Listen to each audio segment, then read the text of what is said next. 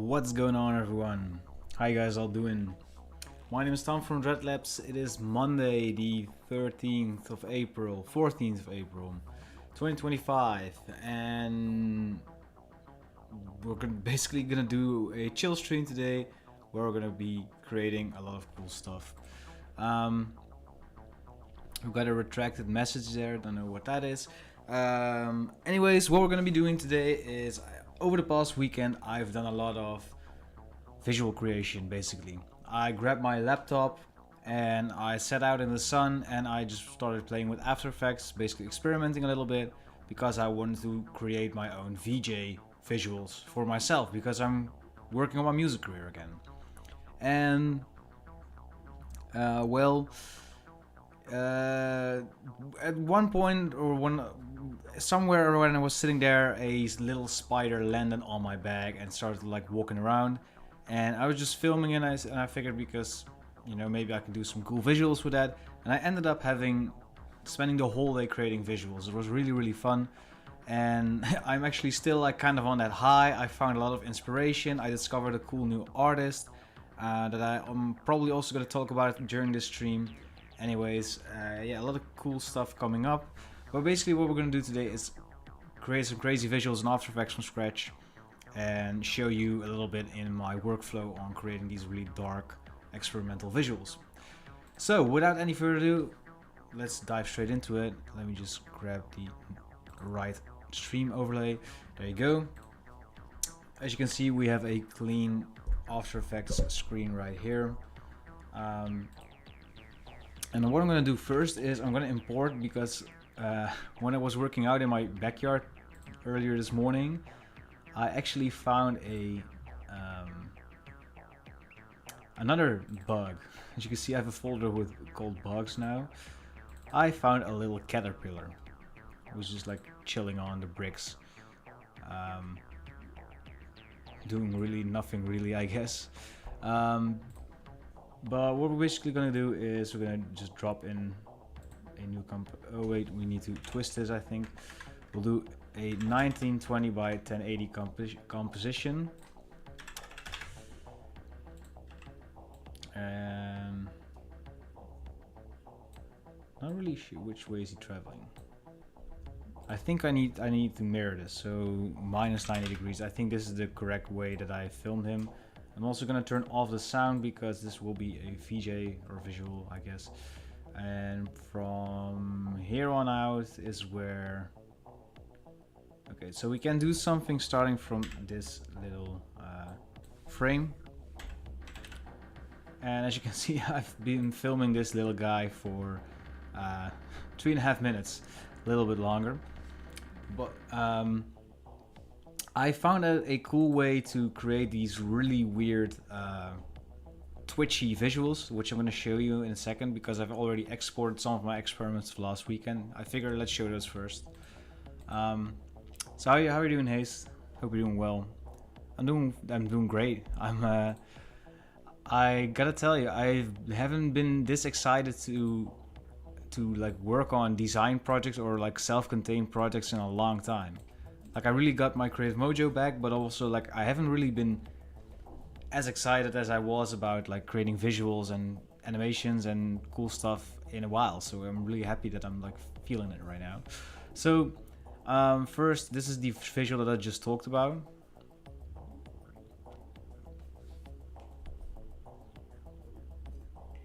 So this is based on like there was like a little spider dropping by, and I started just filming him. And this is what I created from it, which is actually really simple. The main principle is actually really simple to do on this one. Most of them are actually pretty simple to do. But then I also made 3 visuals with the spider. This is the second one. And here you can see a little bit better that I am actually filming the spider, I guess. This one, he was like walking around on my back.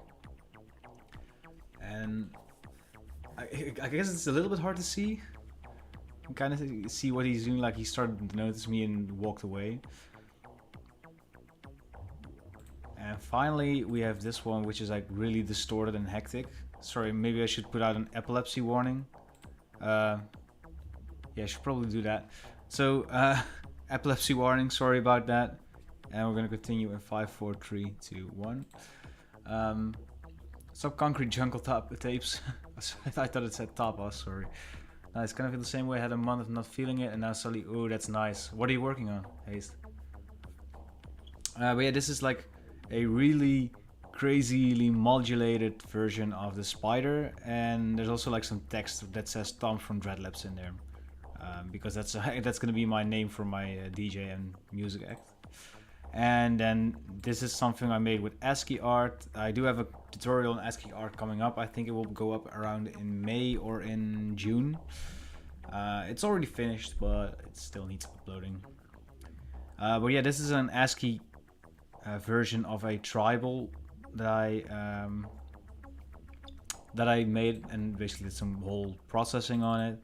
And then I just made this one this morning, but I'm actually not really happy with this one.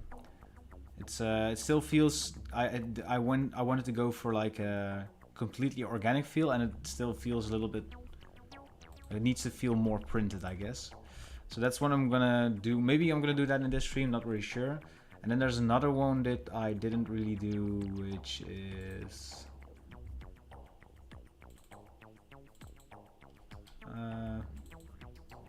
I might have already deleted it because I wasn't really happy with it.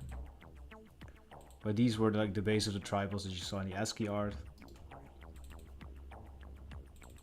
Oh, it's in here, I think. Yeah. Oh wait, no, I did this one as well this morning, which is like more ASCII art experimentation and glitching.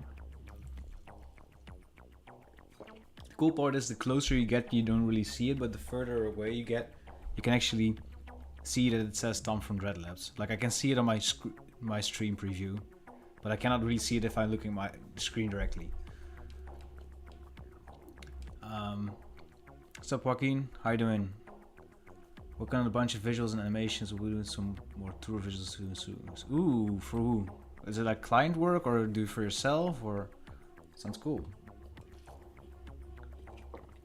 So, yeah, I wanted to showcase the main idea behind like how I did the random frames, because like, yeah, it's super cute that this little guy is just looking around, but it's I play like really fast-paced techno music, and he's a little bit too chill for that, I guess. So what I did was I found a quick and easy solution on to just have After Effects play random frames out of order. So if you're familiar with audio, basically do granular synthesis, but then we'll just the clip will be granulated. So we'll just play random frames from the video fragment. And all you got to do is go to right click, time, and then enable time remapping. And if you don't know what this is, you'll basically able to ramp the time with the keyframes. You can also use this to loop your visuals and stuff like that. You might be familiar with if you have worked in After Effects before. If we click Alt or Option on our keyboard and click on the stopwatch, what we can do is type in random, and then I think what I did was 0 and then like the amount of seconds, which is like 3 minutes is like 300 or something. And now you can see that it's just randomly splurting out frames, which is a little bit hectic, I guess. It's maybe a little bit too hectic. Suicide board, ooh, sick. What's up, Teriel? How you doing? You're dying? Hope you're doing okay, man. So let's just make it a little bit less crazy, I guess, but because like what's happening right now is my frame rate is set to like almost 30 frames a second. So it will just basically play a random frame every single frame. So all we need to do is drop the frame rate, and I'm going to do that by adding an adjustment layer, which I'm going to add by pressing Ctrl Alt Y or Command Option Y if you're on a Mac. And we'll add a posterized time adjustment to the adjustment layer, and we'll lower the frame rate to 12. And basically now we just drop the frame rate without having the whole composition needing to go to 12 FPS. You can also do it that way, but I don't know, usually this looks a little bit better and it's easier to just adjust this, I guess. You're interested in the ASCII one? I'm actually, I can showcase that to you. I made it on my laptop, but I figured I'm probably gonna open all of it in on my computer here. Anyways, if we drop this one, you can see get some pretty crazy stuff. But yeah, since this is like a pretty chill stream, I'm just gonna make a folder with Caterpillar. And we're gonna just save this up, and I'm actually just gonna show it to you, Haste. And once I've showcased it, I can just go back to the project. Because I feel like that's the whole idea of this stream. Yeah, you guys can just ask me questions in the chat, and then I can just show it to you in real time. So we got the ASCII tribal one. You were interested in the ASCII tribal one or in the text one? Like this, oh yeah, this is not the way it's supposed to look, of course. And I think what's happening is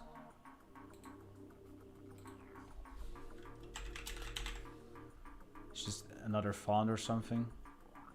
Oh wait, it's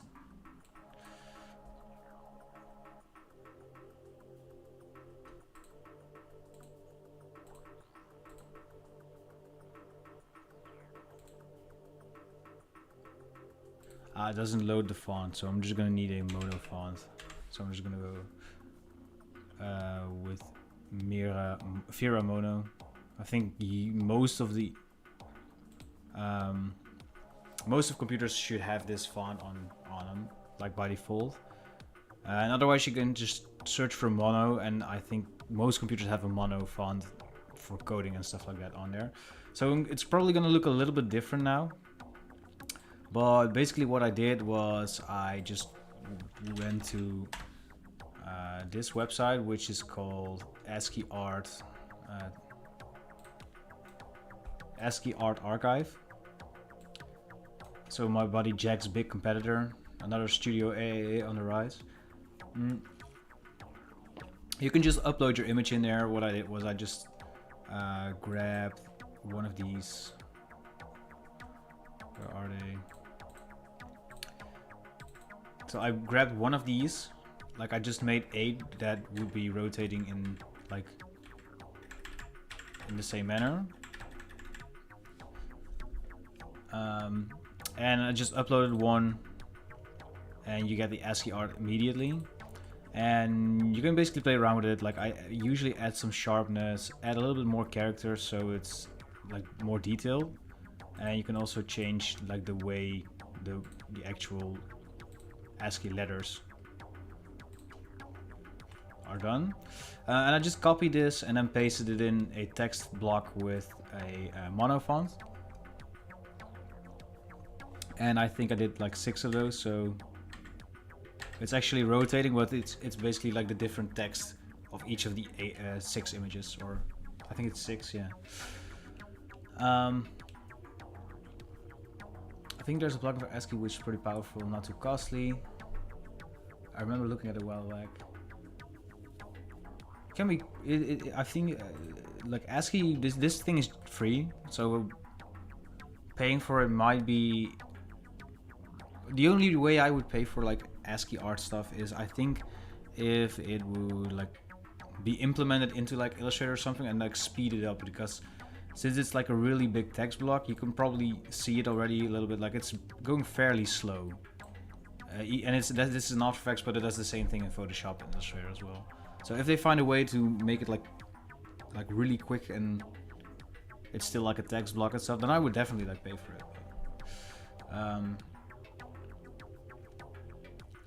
Ooh, should I put it on Discord?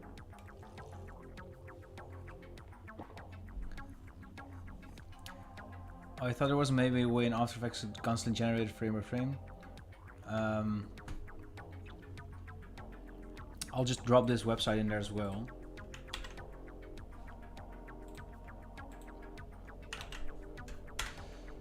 It's in the general chat on the Discord server. But yeah, this is basically like I kind of the digital version of doing a frame-by-frame animation when you do mixed media. I guess this can also be considered mixed media, you know. Like ASCII is a different medium than animation or something like that. Anyways, that's what this thing does.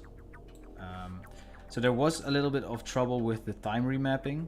I might just fix it while we're at it now, because I think it just gets stuck one frame. Oh, it's not. Okay. Who uses Google OLED? Yeah, definitely. I'm still working around in Touch Designer, like I'm not really there yet, but if I get the hang of stuff, like I'll probably just export this as a PNG or something that we could just throw over stuff in Touch Designer. So now this should be fixed a little bit more, and I'm just gonna go over like the processing. It's also, it looks like a lot, but it's actually really simple. So what we have here is the main pre-comp, which is like this thing. So it's basically wait, is this actually work? Oh yeah, okay. I figured like maybe I turned it off, but I also have this glitch Luma mask, which I'm gonna go through first. So it's just a white solid with a fractal noise, and that's basically just like generating this blocky noise. The way I do that is by it's just generating like a turbulent noise, fractal noise, make it turbulent sharp, playing around with the contrast and brightness as well as the scale. So I scaled it down a little bit, and you get this kind of like blocky effect, and I want to pixelate that further with a mosaic.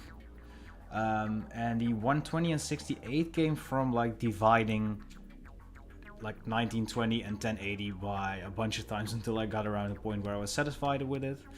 And then the threshold just to make everything black and white, and this will basically just generate a random black and white noise pattern. So that's what this animation is. Touch Designer is, I think it's like the more advanced stuff is now like still a little bit like a learning curve for me, but the basics of like node-based editing I already luckily knew through Octane, which was like, I think I was happy enough to do it, otherwise it would be pretty difficult for me to get into.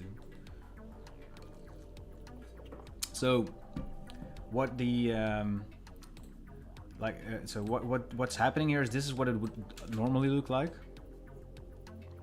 It will be like really clear. I'll just let it load for a second. So now it's like, this is like super clean now, but what I basically did is I added in this like glitch mask over it, and I created a Luma mask out of this. So basically what's happening is, based on the black and white values of this one, this thing is getting visible and invisible. So yeah, you can kind of see it, I guess. It's just visible wherever. Maybe I can just lower the opacity and you'll see it a little bit better. It's kind of the same as Photoshop masks, but everywhere where the glitch mask is black, there's basically like holes in the bottom ASCII thing, as you can see. And I just hit this. I guess, yeah, you can like now. No, never mind. Anyways, yeah, this, I think it's pretty straightforward. What's up, Zhao? How you doing, man? I'm doing well. I'm super inspired by just creating random visuals and experimenting in After Effects, so I'm just here chilling. What about you? How's life? So yeah, that's basically the main pre-comp, and I duplicated this a bunch of times with like some blurriness and multiply on it. So this one has a Gaussian blur of 5 pixels, as you can see here in the top. And I've put this to multiply, and I think the opacity to like, oh no, it's still at 100. But basically this is like multiple layers of that. So this one has a Gaussian blur of 10 pixels and an opacity of 75. And this is gradually adding more and more shadow and like a little bit more of gray areas here in the middle. So if I zoom in a little bit, you can see the glow or the shadow a little bit better. So this is with, and this is without. And this just helped me add a little bit more color data in there, I guess, gray value. I added a glow to this, which was basically just a glow effect. This adjustment layer is, I think, the signal plugin and the post-stars time, yeah. So this is a plugin. It's $40, so it's fairly expensive, but I've used this so many times on client projects and personal projects and stuff that for me it already like paid back like the complete cost. But it's called Signal by Zybex. Anyone's interested? And basically that's what like adds that like super cool noisy like TV signal effect. And I also dropped the frame rate to 12 FPS and added a toner. And a toner is basically like a gradient map. So I mapped the highlights, the white colors to this like darkish blue color, the midtones to this greenish color, and then the shadows to whites to basically invert the colors, all the while creating like this subtle green glow in the middle.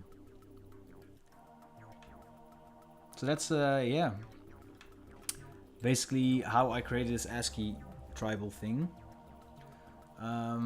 Will you say this live? Yes, you will just be able to watch the live after it's finished. Glad you inspired, man. About to go to produce some dungeons. Ooh.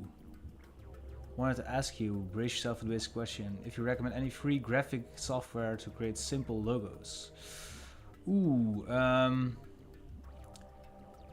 so I always like I've been using like Adobe for so long that I kind of like forgot about the other stuff. But I used to work in Paint.net, which is a free software. You can just do a little bit more with it than Paint on Microsoft.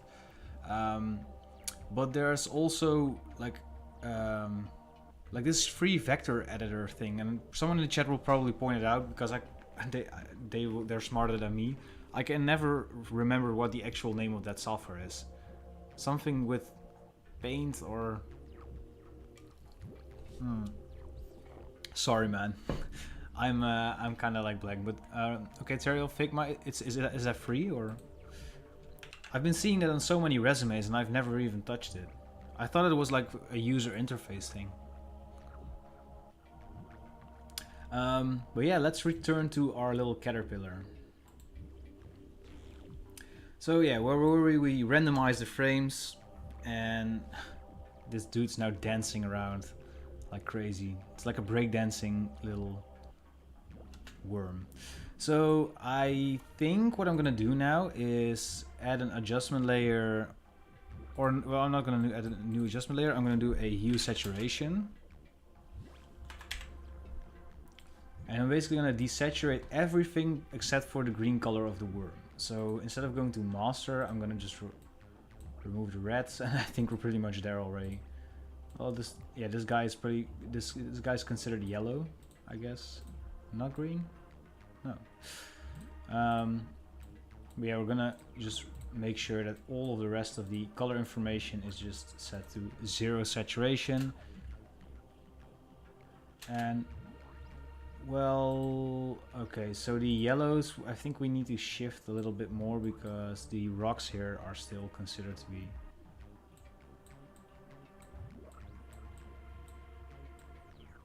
there we go. Whoa, this... If you look at it too long, you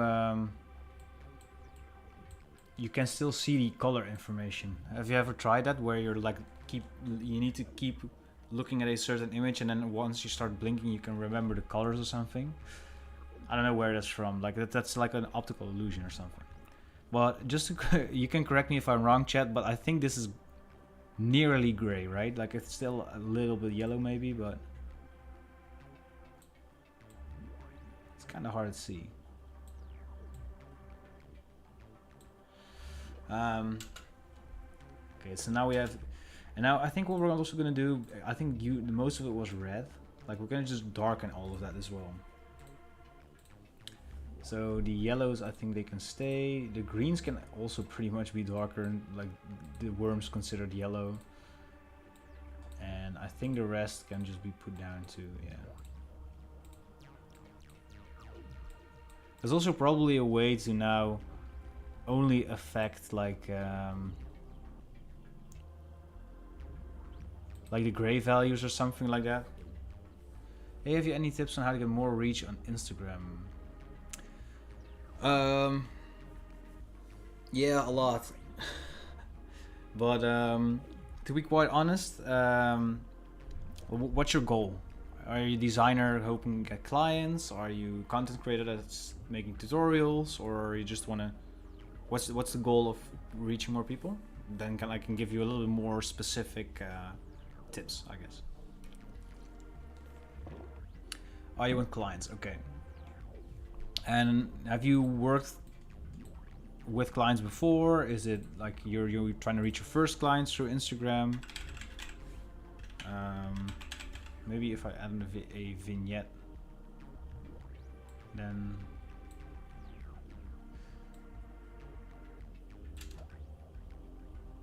looks pretty cool already.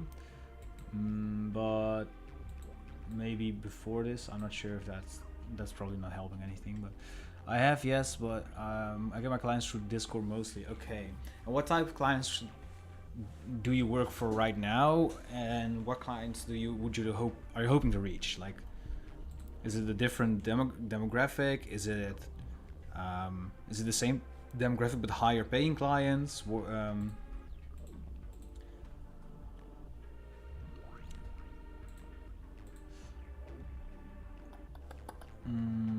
Okay, so another thing that I did with the earlier spider visual was add an echo, which is also one of my favorite effects on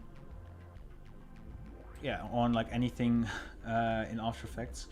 So basically what this does is you can create a delay, and after this delay it will basically display the frame that came before that. Like, for example, now it will display whatever that was 0.003 seconds ago. So for example, if I would just press -1, after 1 second there will be a second image there with that's basically just gonna be displayed as well.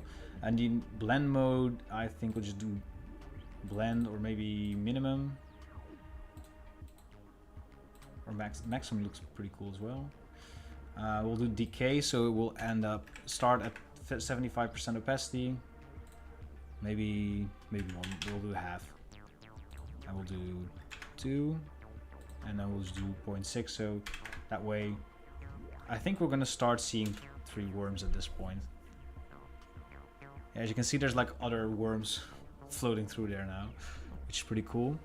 My last slide was in November for a gymwear brand. I want more clients who want poster and t-shirt designs. Okay, so if I'm thinking poster and t-shirt designs, I'm thinking mostly music industry, maybe a little bit of film industry, depending on like if that's your thing. And with the music industry, I don't really reach a lot of I do reach a lot of people on Instagram, but most of the clients for the music industry or for poster or merch design that I reached on Instagram were like 5 years ago, before Instagram Reels were a thing. And now most of my reach is like focused towards other graphic designers that, you know, I help with tutorials and guides and stuff like that. So what I would probably do is I think I'll just do 0.9 on this opacity while I'm saying this. So I would probably start searching locally, because for the past 5 or so years, 4 maybe, most of the clients that I've received in the music industry are through other clients in the music industry. Like I've done, for me, the largest boom that I found was when I did an artwork for a friend of mine, and he released on Tiesto's music label, which then my art got picked up on by Tiesto's label, and I started doing like a bunch of cover artworks in 2020 for Musical Freedom Records, and I think also because of that first friend of mine who I did the artwork for, I also worked on a collaboration between him and another artist, and then for that artist I ended up doing 2 music videos, I think, as well as a merchandise design. And then through her I also got into creating artworks, and that's probably one of my clients that I've worked, like that third artist is someone I worked with for 5 years now. So yeah, it's all word of mouth mostly. I don't want to discourage you from like trying to finding artists on Instagram, but what I'm trying to say is, like, if the goal is finding clients rather than just reaching random people on Instagram, I would probably, maybe not cold calling, I would probably advise you to start becoming parts of the scenes that you want to design in. For example, maybe I'm not sure what kind of music you're into, but let's say you're into hip hop or punk music or EDM or whatever. See if there's like concerts happening in your local area and start meeting promoters or like the artists that play these areas, and see if you can help them out with some artworks or posters. But it's always really important to remember that if you approach these artists out of random and you're like, hey, you should give me money because I want to do your artwork, that's you're probably not going to say it like that, but even if you say like, hey, I'm just being here and I'm a graphic designer, so if you ever need an cover artwork done, let me know, then you're still approaching them with like kind of the intent that you want work from them. And I guess what I'm trying to say is, like, if you take like the slower road and take it slowly, meet with these people and actually start hanging out with them, being part of their community and adding value to it, and that value can be like just attending their events, speaking with them about music, see if you have anything in common, like on a personal level. It can also be supporting their events on Instagram or stuff like that. But if you start local and take the whole social media, depending on the algorithm aspect, out of it, then I guarantee you that there's a higher chance that you will be noticed by people in your local area. And once you go from there, you can, the more work you do, the more work you show to others, then eventually you'll reach other people and bigger clients and stuff like that. That's how it happened for me. But it's also like, if I talk to other freelancers in the industry right now, most of them say this now. I guess I hope this still helps, even if I didn't really answer the question on how to reach more people on Instagram. I'm not sure about this like blend mode here, and this. No, I don't want my little wormy guy to disappear behind the bricks. So composite in back. What happens when we do this? Maybe in the front. It will just be layered in with the opacity, or what's that frame with the door?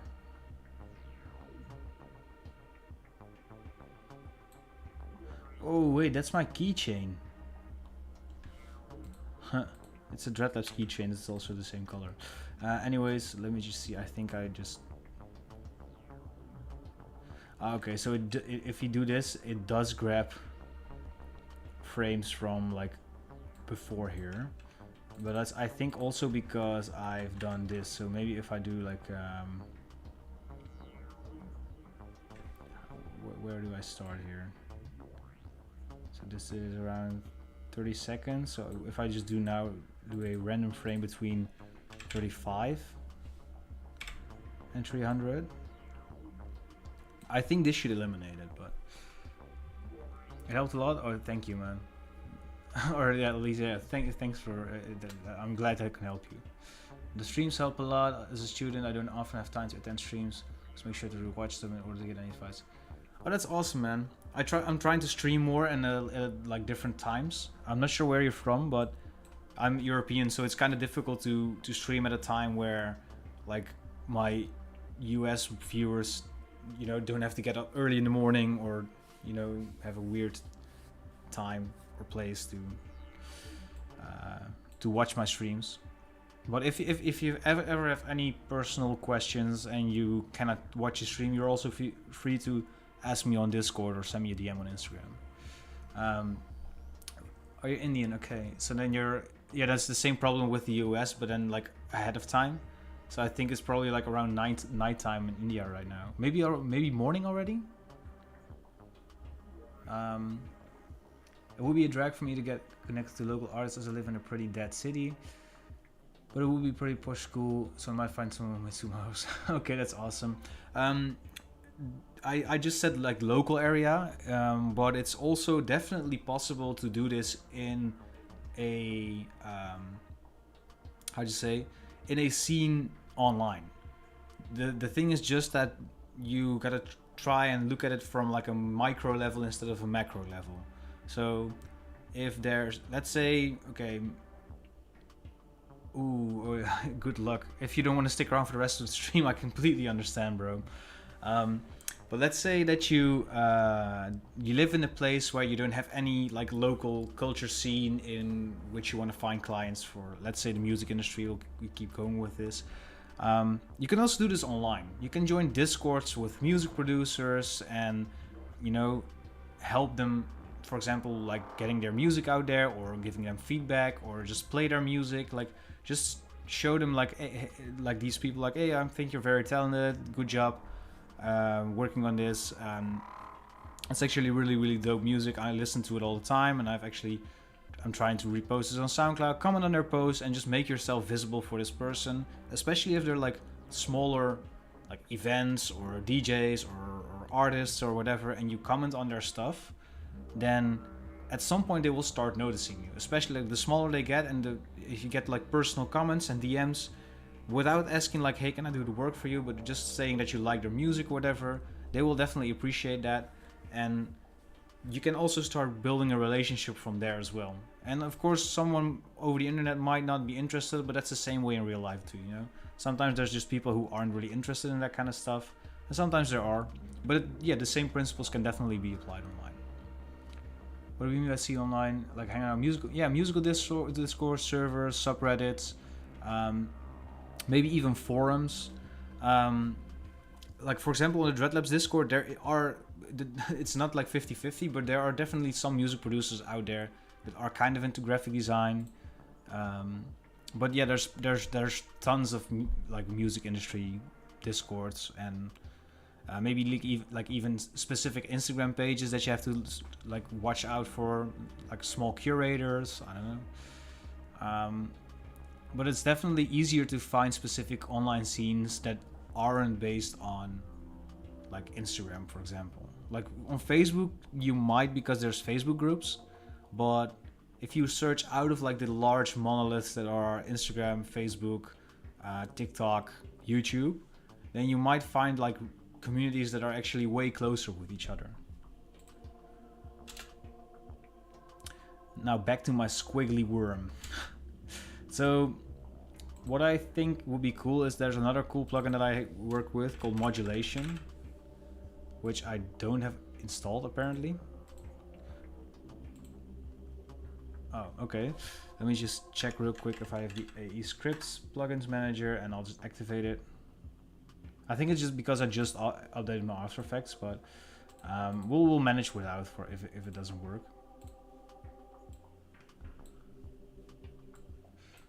Yeah, we're not gonna do that. Okay, so it has a connection error, so we'll just do something else. Okay, we still working on that echo, right? Maybe we'll just do 0.5 with the blend. It's way too high. We'll just do the starting intensity at 75, and then just.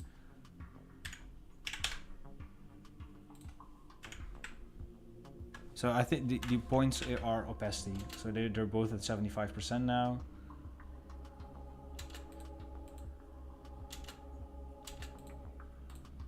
What if, yeah, the ad's just way too light.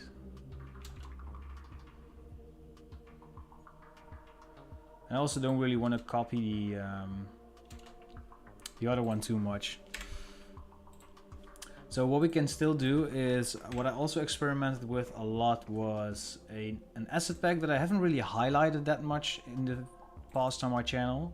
It's called the Ruined Emulsions Texture Pack by Ron Preston. It's available on my website as well. But basically this has a lot of really cool experimental souped film textures such as this one. And I'm just gonna grab one. You can do this with virtually any cool texture or image that you find. You can even take some pictures with your phone while you're on a walk. That's basically all that I do lately. Like if I'm going on a walk or going through my backyard, I'm just looking for insects or weird texture stuff that I can film or take a picture of. But yeah, this is a soup film texture, and I'm just gonna see if I can play around with the blend modes. Like for example, if I press divide or subtract, maybe the other way around.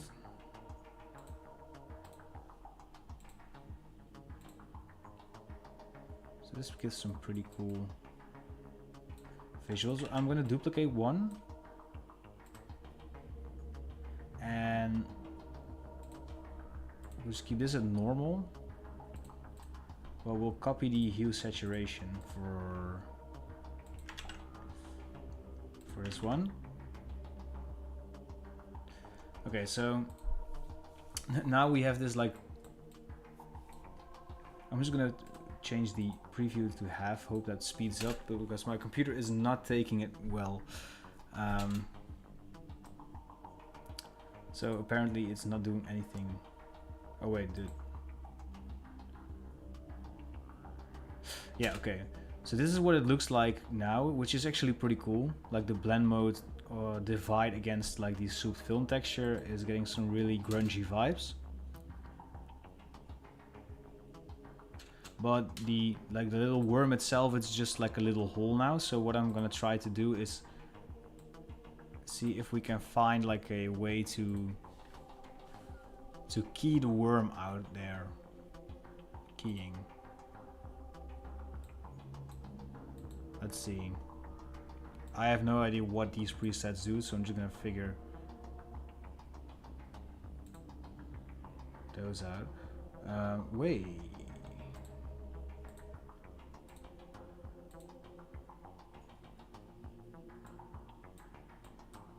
How does this work? Oh, you're just keying everything out that's like the red channel. Oh wait, but then of course the red's in there as well, so let's see how.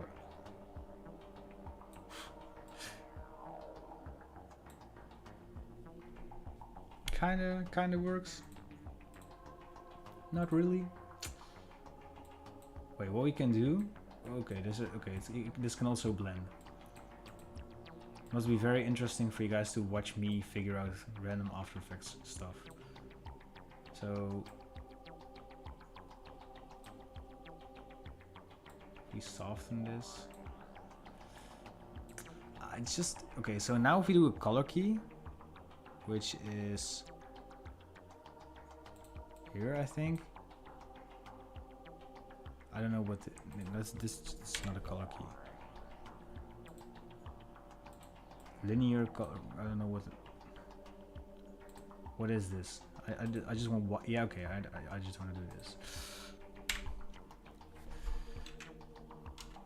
So now we can still see our little wormy guy. What I'm gonna do, however, is just grab the lowered frame rate and then just drop it on the top here. So it's just, why? Oh wait, of course it's not matching. Okay, so what I'm gonna do is, of course, just instead of duplicating this with a time remap, I'm gonna pre-comp this. I'm gonna call this Caterpillar. Have you played Ghost of Tsushima before? No, actually not. I'm gonna presume that's a game. So I'm gonna just put this to normal. And of course I didn't bring the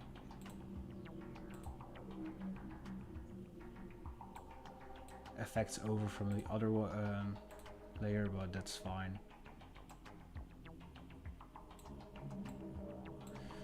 It's not fine really.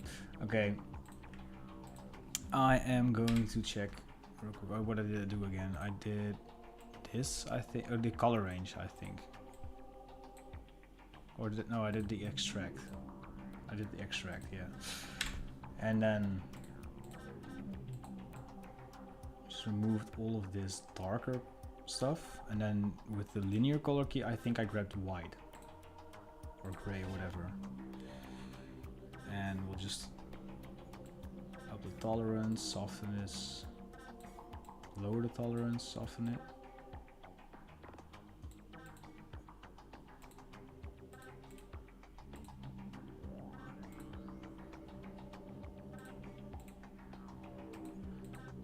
just gonna need use RGB. Okay, so now our little worm guy is still kind of not visible.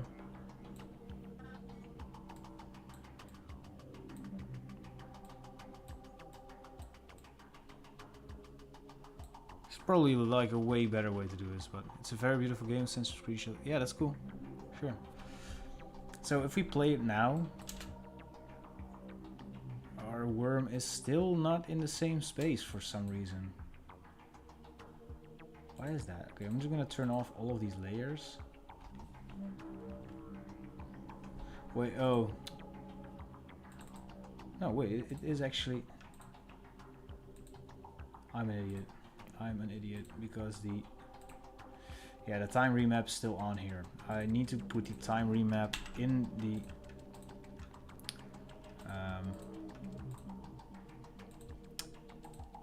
in the pre-comp. Otherwise the frames will be randomized in 2 different levels.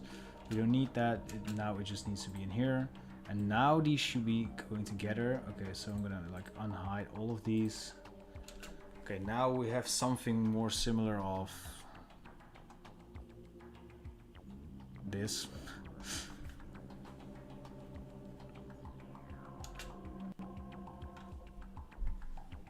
But I'm not really happy with like this effect. I do dig this, however. So what I might just do is like grab some type or something to play around with this. So I kind of have a cool idea, I think. So I'm gonna make a new composition with a black solid. I don't have any solid. Do I have a solid yet? No. Just gonna make a black solid. And I'm gonna create some type that says Tom from Dreadlabs.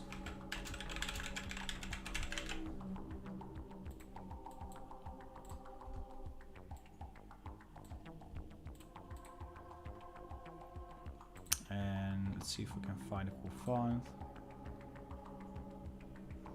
Already used this one, but maybe nah.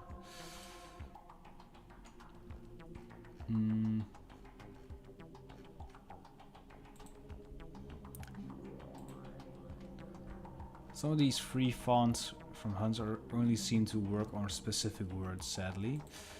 You can use Metro Juice. I'll just do Dreadlabs this time.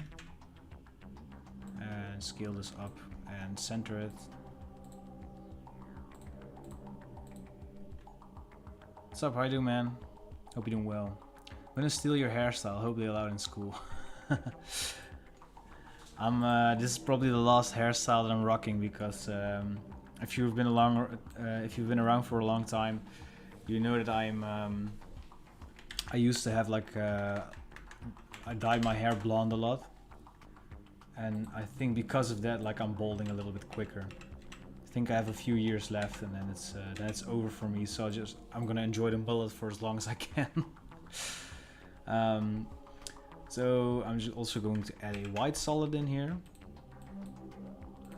and this is like a cool little pulse effect that we can use for the Luma mat as well. So what I'm done, I've double clicked here on the ellipse tool, which made a round mask on the white solid,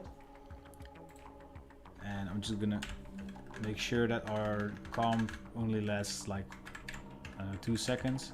So I learned this from Daniel Danielson, a really good motion designer, also out here on YouTube, which you should definitely check out. So I'm gonna contract this thing until it's at 0. So I think that's 1080 or so. Oh, of course minus. There we go, minus 960 pixels. And around the end frame, we're just gonna make sure that it fills in the whole thing with white like this. So I'm gonna copy this mask and paste it in and change the blend mode to subtract. And make sure that we'll move these keyframes towards here and feather this.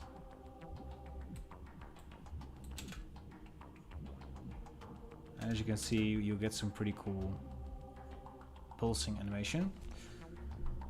What's up, IS? Hey, really enjoying your stream so far. Wanted to hear your thoughts about what makes you, your personality character, suitable to your job. Ooh, that's an interesting question. Can you elaborate a little bit? What do you mean about me specifically, or is this like, do you want advice on something, or? It sounds like an interesting topic to discuss.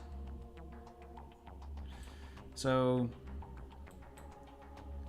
maybe I'll just need to expand it further. So yeah, as you can see, like, because the second subtraction mask now expands faster, the pulse is also taking a little bit longer. Oh wait, I think it's because of the feather, right? Where is it?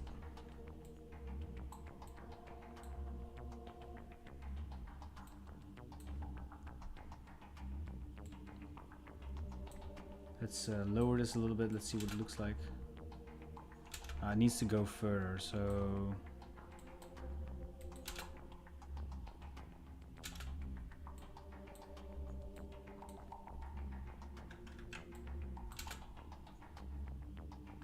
this is fine, I guess. And then what we can do is add an adjustment layer, and we'll do some turbulent displays to make this thing really random.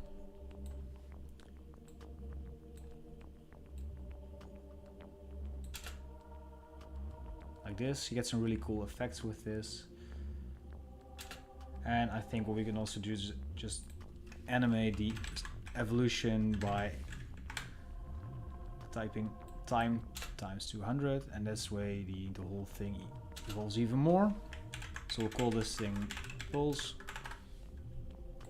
So let's just drop in the pulse thing in here. And now what we can do is just go to the text here from Dreadlabs and make a Luma mat to this, and now you can get something like this, which is pretty cool. But first what we want to do is just label this thing, or loop this thing, sorry. So enable time remapping, out, and I'm just going to make it invincible again. And maybe if we invert the Luma mat, let's see what that looks like. It's also pretty cool, but no. I'm asking because I'm on the fence about entering the industry, but I wanted to hear about you specifically, or even what qualities you think is kind of necessary for the job. Okay. Ooh. So there's definitely a big difference in working as a creative in-house. There's basically, I always look at it from three kinds of perspectives. You can do what I do, and that's basically working as a freelancer. You can also work, so you have freelancing, you have working at an agency, and you have working in-house. So freelancing is basically finding your own clients or finding retainer clients, and you're basically responsible for your own income, as well as responsible for your own personal growth, and a whole bunch of other stuff, such as making sure that you are building up a retirement, insurance, stuff like that. So it's kind of, there's a lot of freedom with it, but there's also a lot of scary stuff coming with it. And you definitely, this is basically the one that has the most high risk, high reward kind of thing, because virtually, if you really do your best, you can become really rich as well. And I think not for the most of us, it's about the money, more about the creative freedom, but it's something to consider, definitely. The next one is working at an agency. And usually working at an agency has a little bit of a higher threshold in terms of skills compared to working in-house. Both of these will probably mean that you're working as a job for a company. The one where the creative agency is basically you're working at a company, and the company gets hired to do creative projects for other companies. And in-house is basically you'll work at a large company and you'll just work for them. So in case A, you will be working as a designer for a brand agency, and they take on different types of clients, so you're probably working on different design projects. And in the other case, you'll be the graphic designer for Coca-Cola or whatever, and you'll always be working for Coca-Cola, I guess. So yeah, given these three options, are you just not sure if you want to do either of them? Because the freelancing, the first one is definitely not for everyone. It's a really difficult one to pull off, I guess. So let's just call this pulse text. And that's just, yeah, the freelancing is just really difficult because of the sheer amount of scary things that you have to take into account, I guess. And it's getting even like harder to do every single year, I feel like, because you're like we've discussed it, it's not really 100% necessary, but you're in a certain way kind of dependent on stuff like social media and the economy, for example, as well. What's up, Rovas? How are you doing? But and then the other two, where you're working in-house, is, from what I've heard, like a lot less stressful than working in an agency.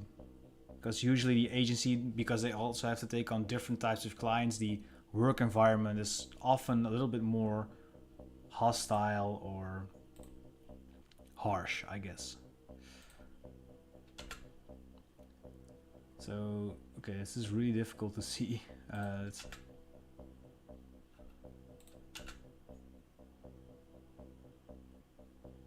Yeah, you don't really see anything here, do you? So what I'm going to do with the pulse text is I'm going to actually duplicate this 4 more times maybe. And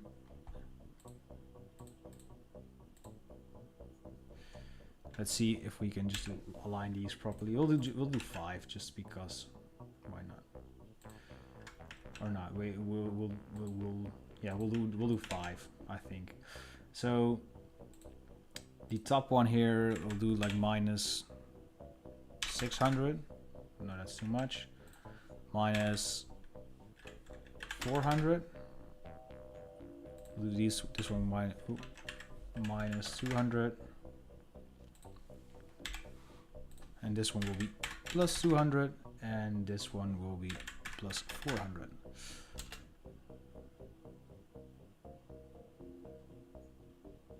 Alrighty. So this pulse basically shows where the text will be visible, I guess. But I'm feeling maybe we'll do like another layer or something. So if we just copy this one, and we'll just do difference maybe. And see what that looks like. I think we need to feather the first mask like 15 pixels or something. This is pretty cool. But then we definitely need the fourth one as well. So we'll just copy this one more time. Oh. So that the middle will actually be black. Because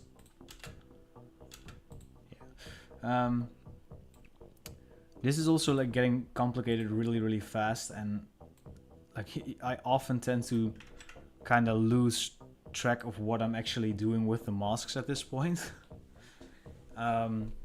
So yeah, what I generally try to do is not think about it too much and mostly just experiment with sliders after I put in the third mask, because it's just working with like different types of layers where they're subtracting and doing difference, and the size and everything is just really complicated.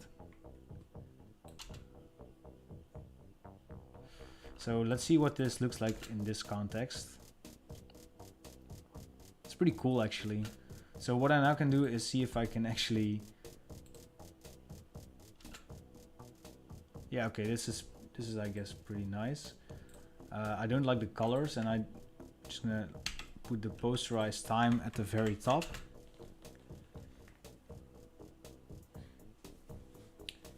So this is pretty dope. What I'm gonna do next is, I think in the pulse text, I'm gonna just add a slight adjustment layer to also blur this, because it looks a little bit weird when you look at it now. Like the text is really sharp here, and that's odd to say the least. And maybe we'll do a super subtle turbulent displace. Not like this, like actually like 2 pixels and then, well, this is too little. Something like this, and then just a slight Gaussian blur. We'll do this before. So now it looks a little bit more naturally, I guess. Maybe do 4 and 40.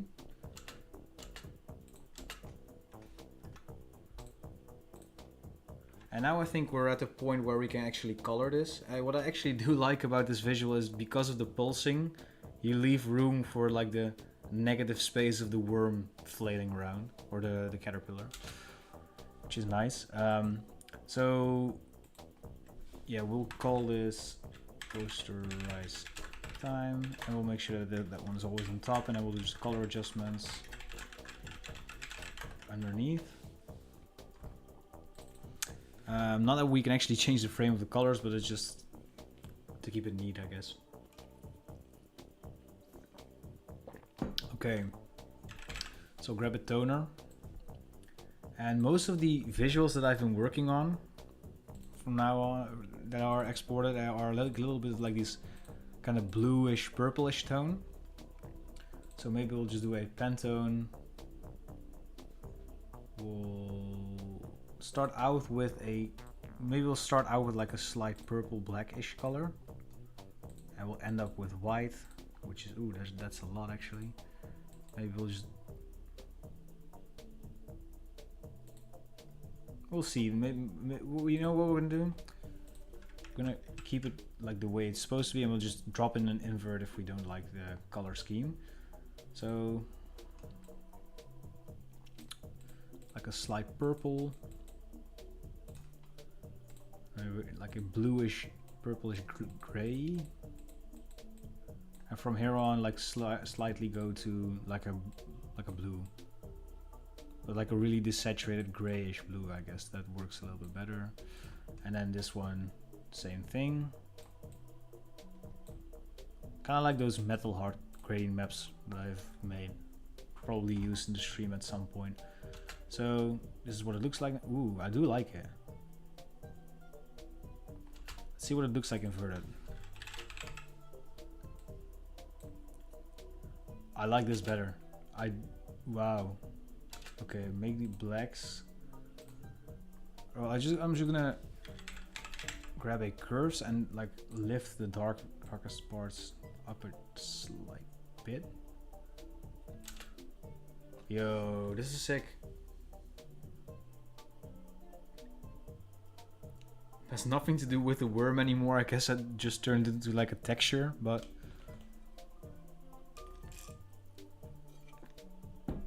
I'm happy with this. Yeah, we'll call this Caterpillar Crunch.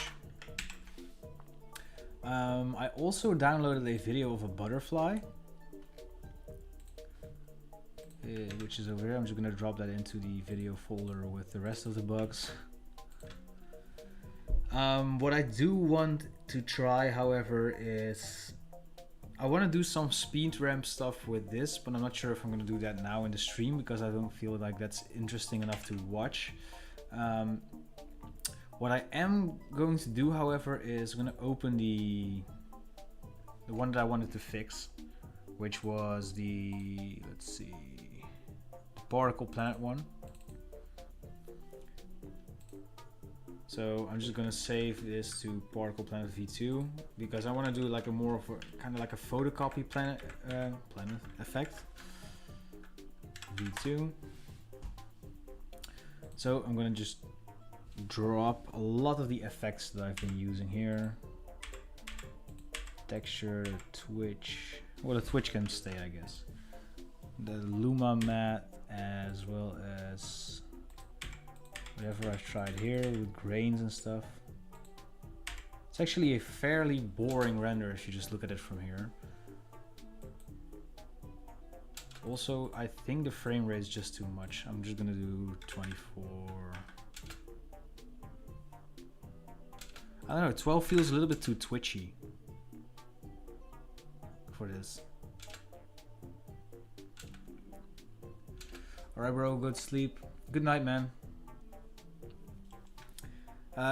You can definitely watch back the stream if you want to, but I'm happy to have you, man. Thank you so much, and have a good night. It's getting darker here, so I'm just gonna open the curtain a little bit. Turn on my lamp.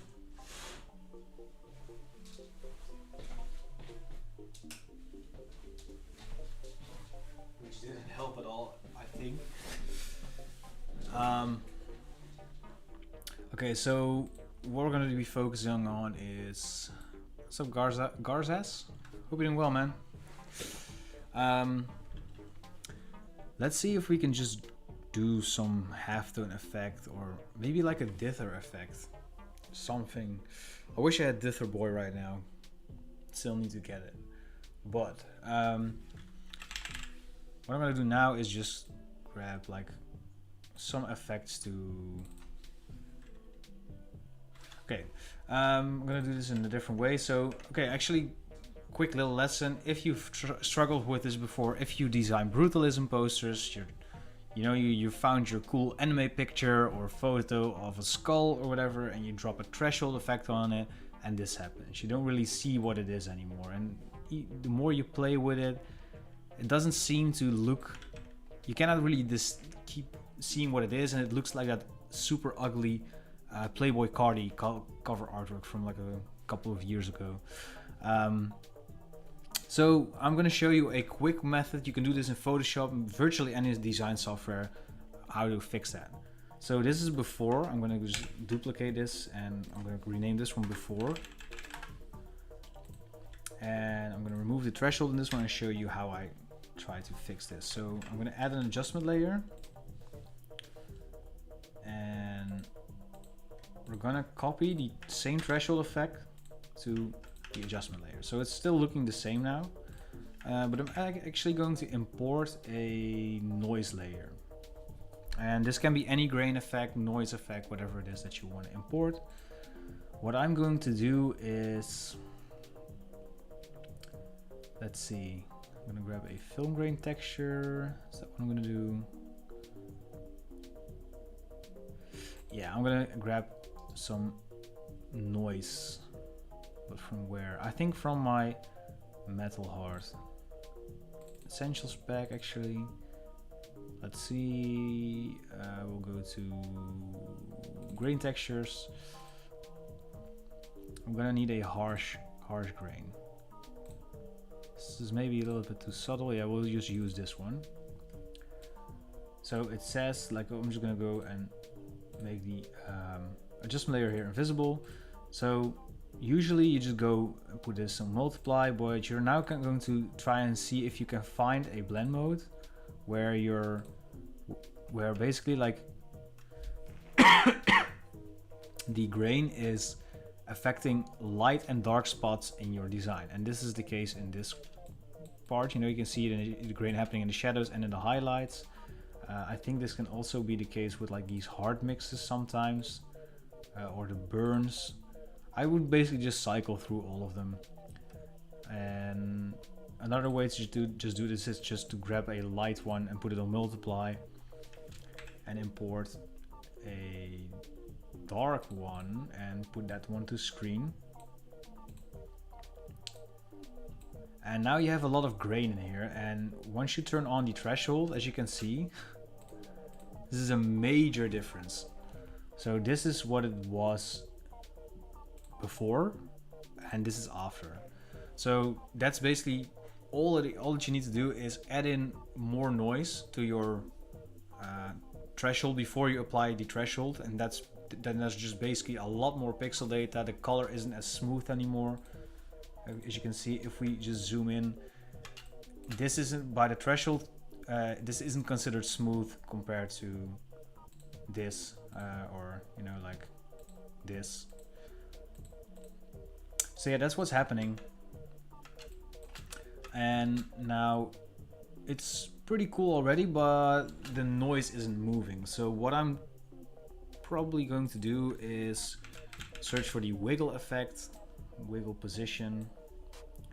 We'll add in 24 wiggles per second because our frame rate is 24 frames per second, so it will just wiggle every single frame. I think 50 pixels will do the trick. We'll do the same thing to the other texture, and now the texture start moving. And you kind of can see still that the textures are moving a little bit, so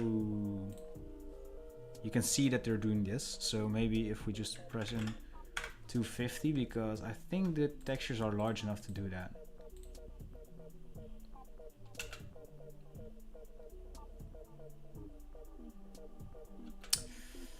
I don't know, maybe we'll do a slight rotation wiggle as well.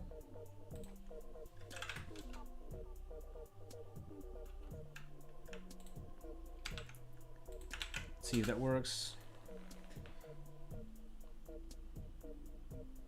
Yeah, this looks a lot more like print already than the first version.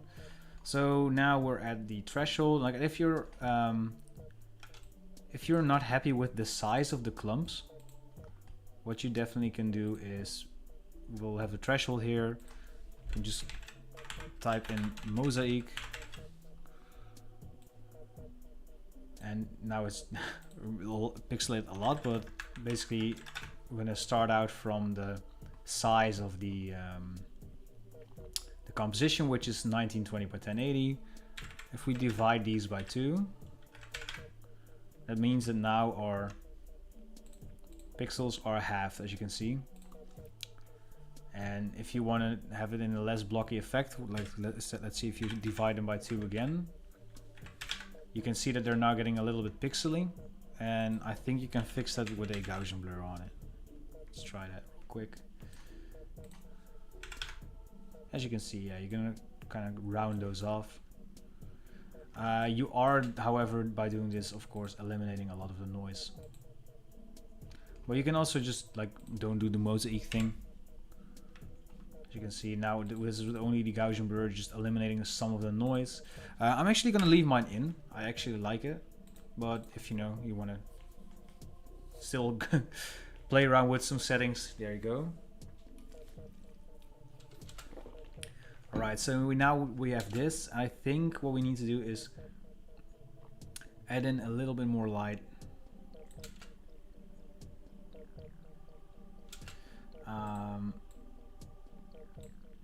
Yeah, I kind of see that the texture is just moving, so I'm gonna see if I can.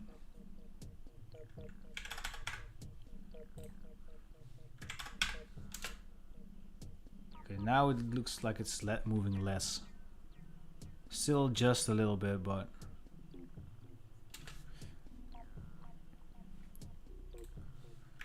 let's see how far we can go. I think, yeah, this is the point where it starts to go out of frame. That's fine, this is okay. All right. So, let me check real quick. Now we need to do. Okay, so I still have like some texture, like, oh, I have some vintage papers in here. So this is basically the Dreadlabs Paper Pack Volume 2, but every single frame is another texture, which is basically what this looks like.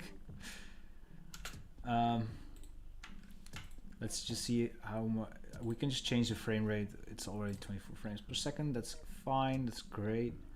We'll just put this underneath the frame rate drop. And I think we zoom out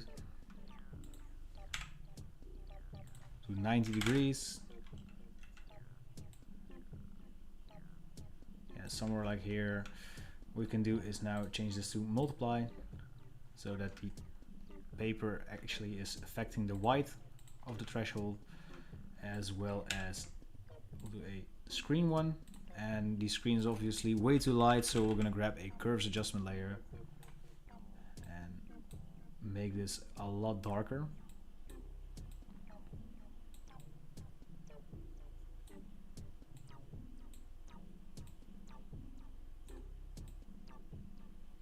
And we'll find a sweet spot where we can kind of still. This is all right, I think. And now we still need to loop these, so we'll go to time, enable time remapping, hold Alt or Option on our keyboard, and then click on loop out. Do the same with the bottom texture. And now we can just extend these out in the timeline and loop them. Let's see what this looks like. It now does look like a genuine frame by frame animation.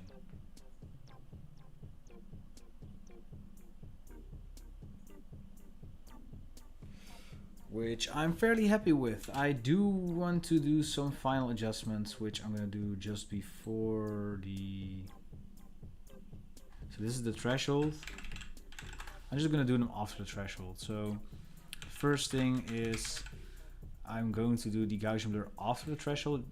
Earlier we did it before, but now I'm just going to go and blur out the threshold ever so slightly. This is a little bit too much, maybe 1 pixel is fine.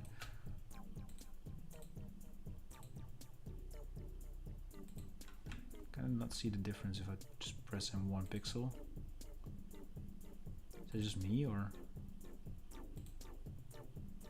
Okay. There we go. This does a lot with the background though. Like it makes everything that much lighter, so maybe...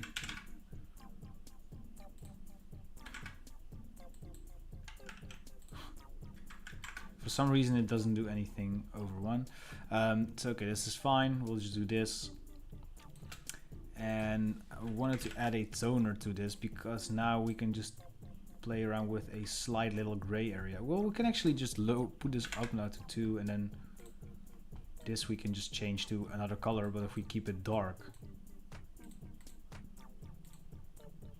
we don't have any trouble with like looking too dark, because if we turn it to black, it's all fine and fun. I think we're gonna go with like a really dark magenta gray, and if you zoom out a little bit, I think you're gonna see that there's a slight color tone to it. So now it's completely black and white, and now there's like this little warmer tone in there.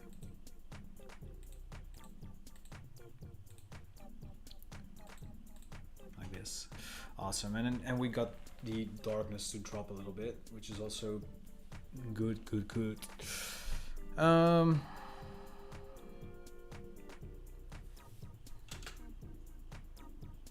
I want to do a separate version with some typography in this one as well, I think. But I might need to render out the transparent sphere or abstract object for it, so that I can just place it behind there.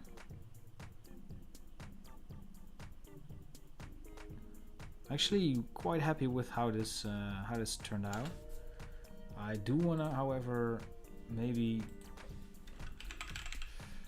check if we can add some more grain to the white colors,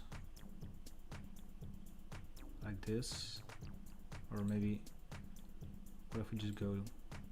Nah, that increases the contrast too much.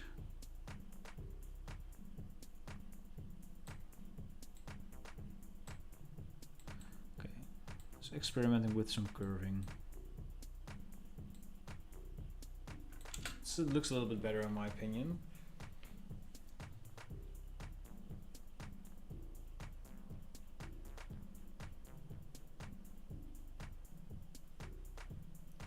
And the cool part about this is that it's looping too.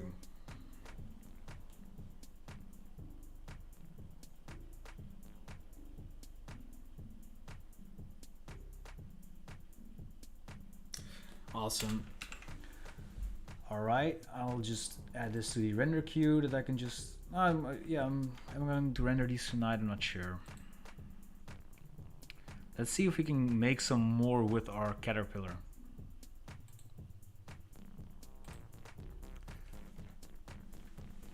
So I deliberately filmed our little caterpillar for a long amount of time. Caterpillar.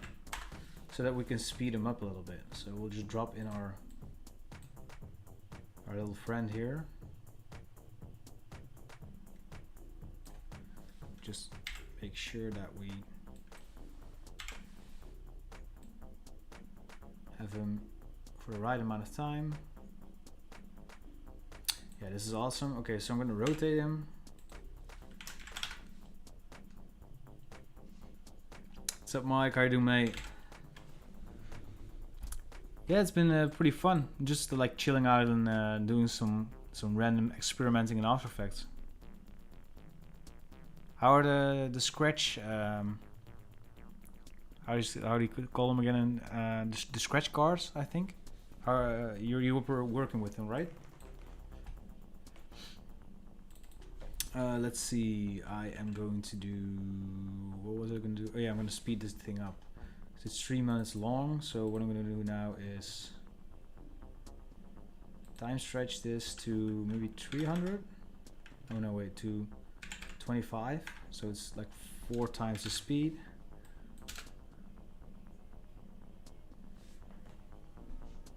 Might need to stabilize this.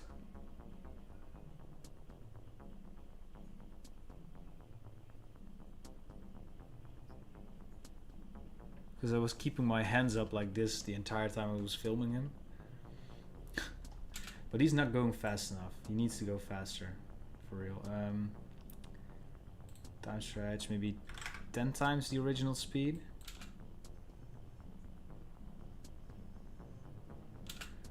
And I am just going to see if I can do a warp stabilizer on him. What's up, Danny Elkins? I hope you pronounce your name correctly. I cannot read, and I think it's Cyrillic, right? I'm trying to see if my handheld printer will print on top of it. Ooh. That's kind of like a really smooth material, right? So, okay, I'm not gonna do this. It's only at 2%. Needs to scan 6,000 frames, so I'm gonna just do that some other time and leave this thing as twitching as possible. Maybe that even works nice with like the Signal plugin, because I've been meaning to like do some destroyed footage. Click on destruction. No, maybe I don't like the destruction on this.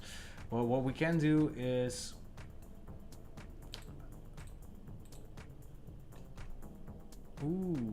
okay, what we can do is, let's see.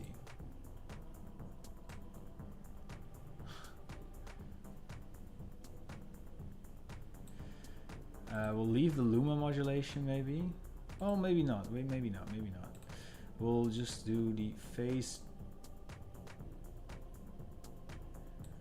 and we'll do a random between 0 and I think 1 or 2 maybe.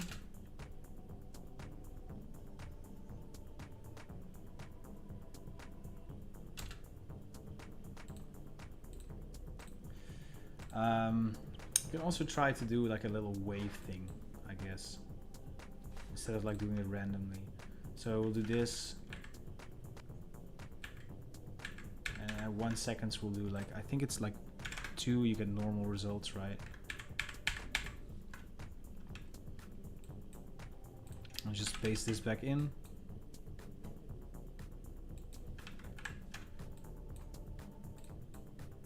We'll easy ease them. And we'll loop it.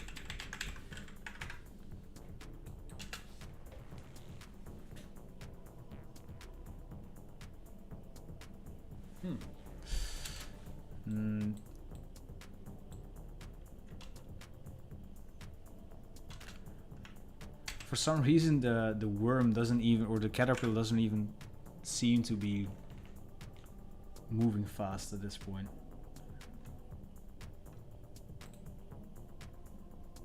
Wait, why did I?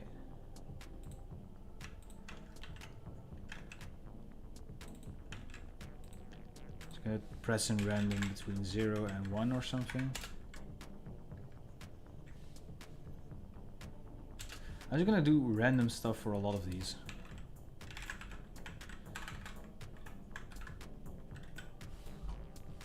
.5 to 1. or 2.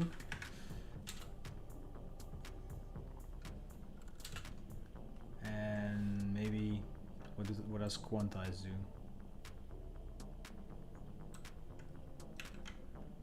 Lightness. We'll just play with these noises. Random between 0 and 100. Let's go.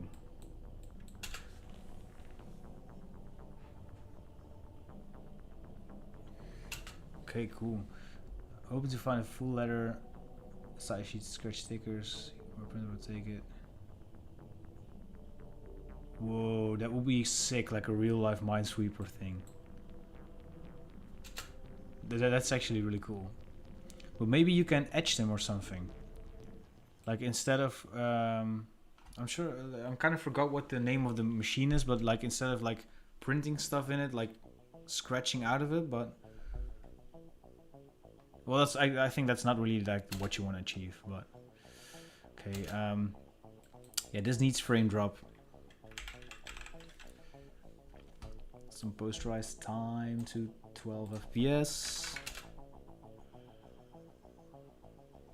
We should use the destruction button, why not? Ooh.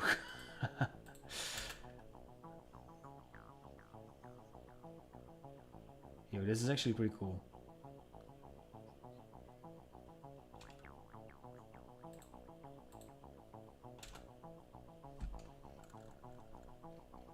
Okay, maybe we'll just do one of these and we'll skip it. See what that does. Just gonna remove some of these to see what's actually causing this hysteria.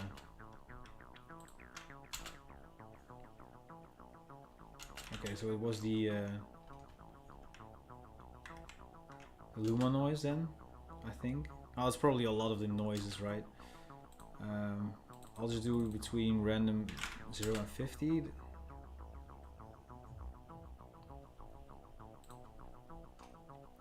And I think we can do some cool like toner to add in like a pop of color, because now it's just all over the place with the color.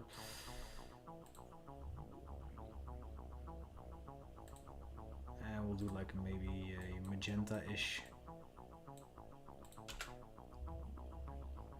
And we'll change the blend mode, so it's only slightly like,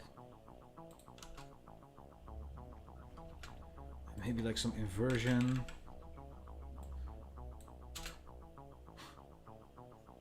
This is pretty cool, I guess.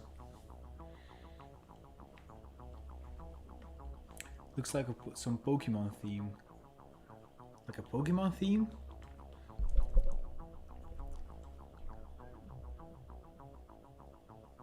You mean like the caterpillar or the actual visuals?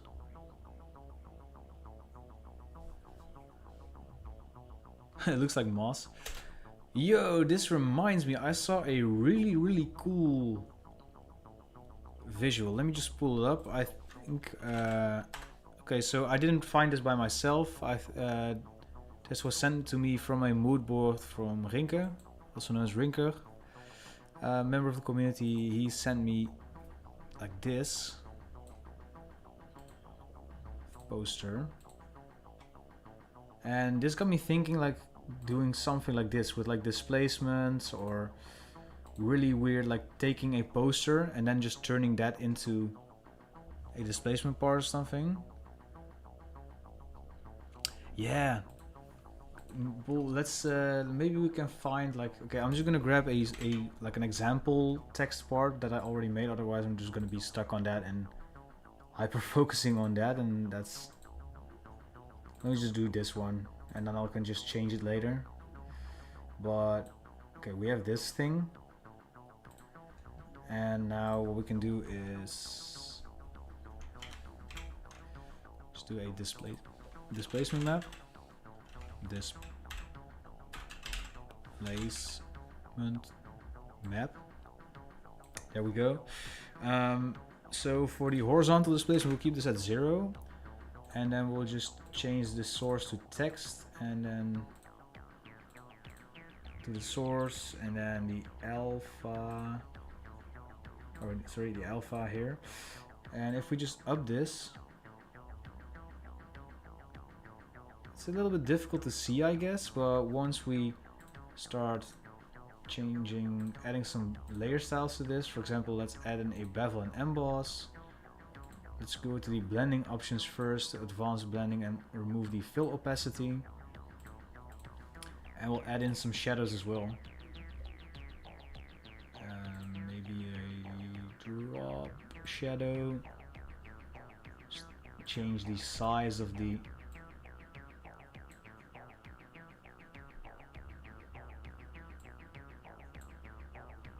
it's kind of smooth, but the depth, if we up the depth, the thing's going to be a little bit harsher. That's what I like. And maybe an inner shadow. I'm not sure if After Effects has an inner shadow. They do. Awesome.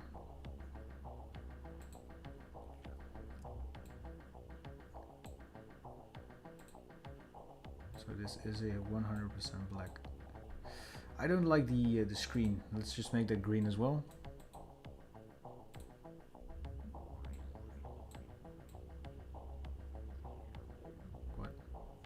Oh, so this is the...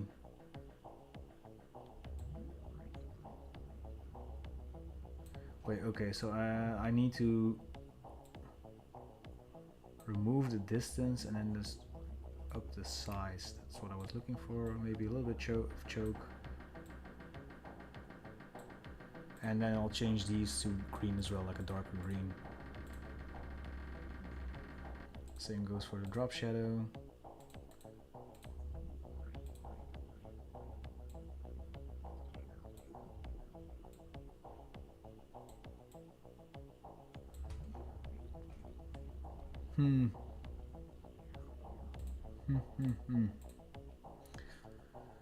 Not 100% what I was hoping for, but let's see what this looks like. I think that the shadow, the drop shadows and the bevel and emboss are just too harsh. We'll just change this to green as well. Lower the opacity. This is better, I think. And of course I need to go to here and wrap pixels back around. Maybe not. Let's do 50. I'm just gonna lower the size and then just do a transform to increase the size back up. So awesome. Okay, let's see what this looks like. It's weird. It's definitely weird. Also, what's this bar over there? Why is it going up?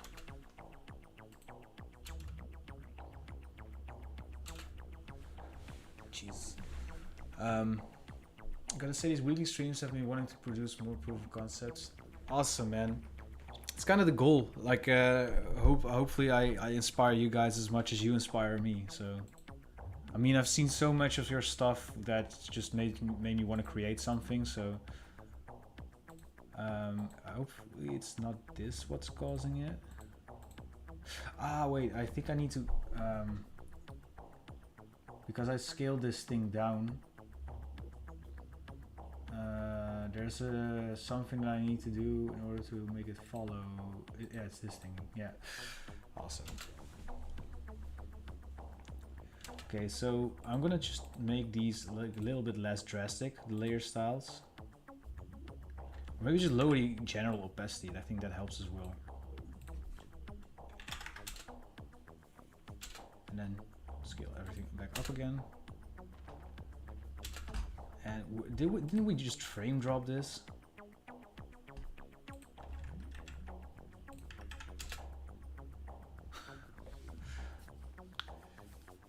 Okay, let it load for a while.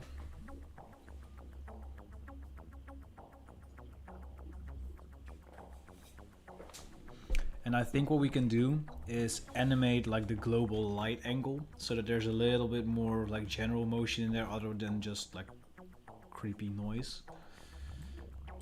But let's see what this looks like so far. Yeah, this is sick. This is sick. So I'm curious if I add a slight wiggle to this.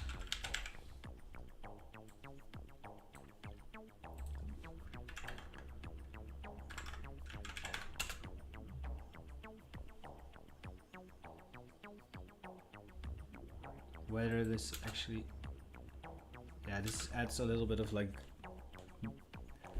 this adds some dynamic to it as well. I wanted to say dynamism. I'm not sure. I don't think that's a word. I think that I literally just watched an episode of How I Met Your Mother where Barney is like making up these like linkativity and other of these corporate sounding words, and I think that he also says dynamism, and I actually almost wanted to say that in an actual stream.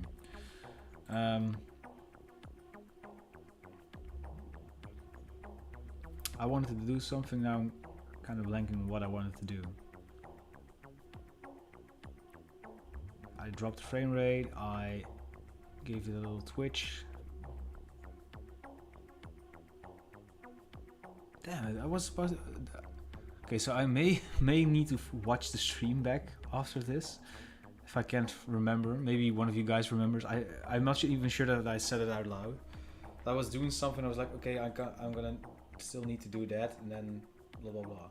Oh yeah, rotate the bevel and emboss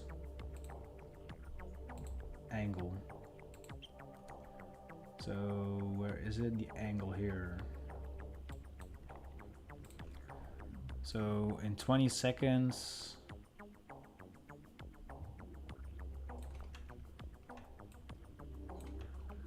I think we will rotate it maybe 10 times, so that's once every 2 seconds. Let's see what that looks like. If you say it with confidence like it's regular. yeah. And thanks, Rovest. So this is pure dynamism. Mass dynamism. Also I like, oh wait, in some frames you can still make out the caterpillar. I was about to say, like, I just made 2 visuals right now with the caterpillar and none of them have the caterpillar in it. But I figured this is actually pretty cool to do with the tribal. So I'm actually going to replace it with, let's see, client, no, not clients. Where is it? Dreadlabs assets, Dreadshoots 4, and like a really hectic one, maybe this one. Ooh, this is pretty cool. Maybe I'll make it a little bit. Maybe we'll just do 70% opacity. Yeah, I like it. Maybe even more naturally developing like shapes. So I may not be able to find this like in one of my old metal tutorials.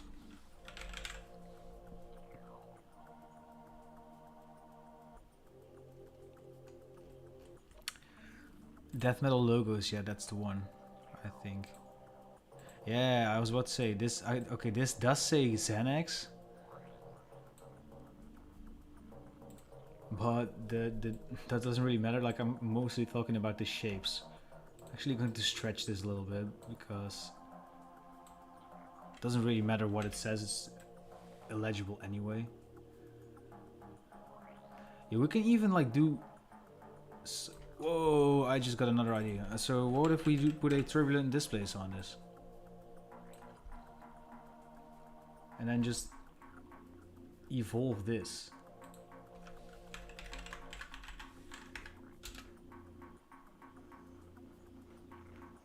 Whoa, okay, maybe up the size a little bit.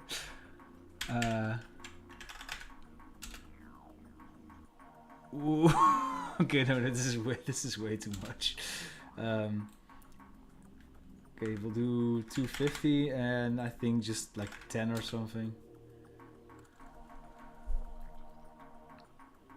Yo, I'm spacing out on this, man. It's just too much to look at.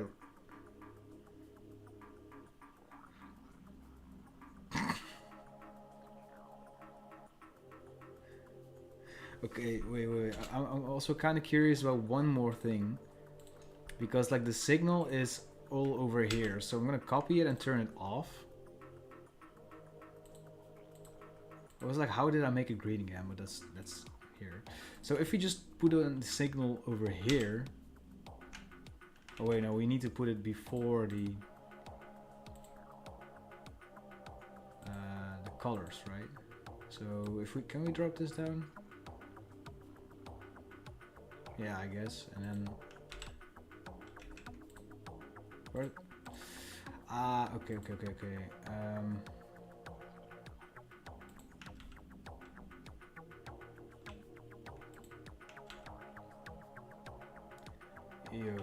I'm just gonna leave it where it was.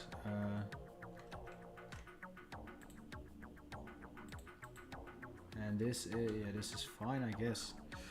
Jeez. Oh, put some metal, some slug metal on that. Is this one of those words that you're confident in saying? Because I have no clue what that is. But it sounds dope. I'm like, yeah, I should do that, even though I have no idea what that is. What I'm gonna do though is I'm gonna make this thing spin faster, so maybe 20, so 1 a second. See if we can see the shadow move.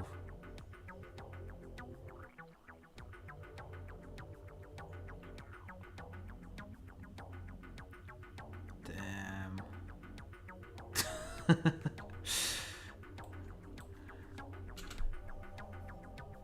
Whoa, this is weird. This is actually super weird. Okay, so maybe we'll scale this thing up a little bit more. So it's covering everywhere, so it's actually not able to. And this is even like rendering it halfway, so I'm just rendering half the pixels of this noise and stuff. But I actually going to lower the size to maybe, and then just up the amount and lower this. Yeah. Whoa. I think I just made.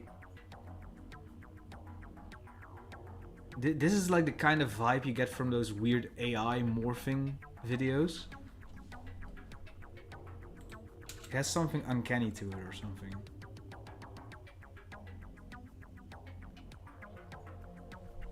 Thanks, Bruno, Anthony. I still don't know what sludge metal is, dude. Is that music or?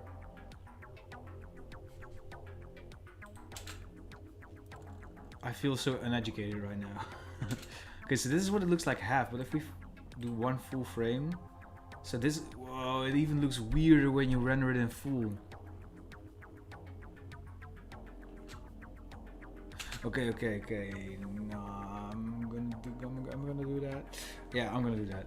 I'm gonna pre-comp this. What did I do to this again?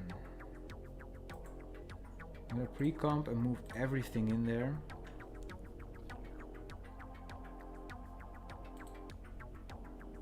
So now it's still sped up, I think, right? It's not, but that doesn't really matter. What I'm gonna do though is put this on here and then just grab the signal and put it on the pre-comp.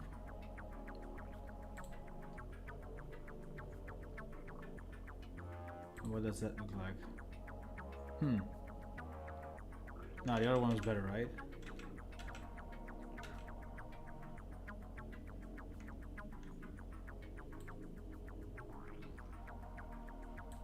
It's just so weird. So I felt like doing a little pre-composition and leave everything in here and do the same. No, we cannot do that. Well, I think we can. Wait, never mind. I'm just like need to process so many things. So I'm gonna cut away the layer styles. I'm gonna paste those in here. And now I'm gonna do the same thing that we did earlier with the noise. So I'm gonna add in some noise to this.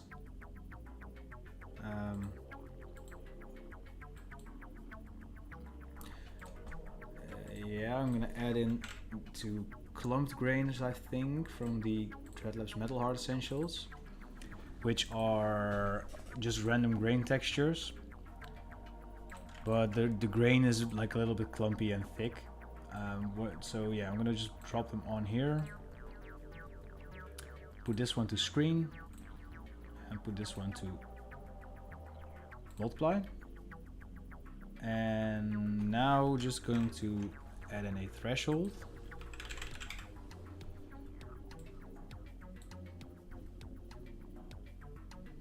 And I'm just gonna make sure that these are only visible wherever the little thing is. And I'm just gonna show it. What's wrong here? I need to turn on the fill. I feel like I'm not making any sense to any of you guys right now. Like I'm just thinking too fast and not explaining anything. That being said, why? Oh wait, okay, wait. We need to add a color overlay as well. Yeah, I keep doing it. What? Where is the? I think the inner shadow is too thick. Okay, wait. Make this white. Now let's see. The grain is adding, and now in this thing, it's not really seeing the grain, huh?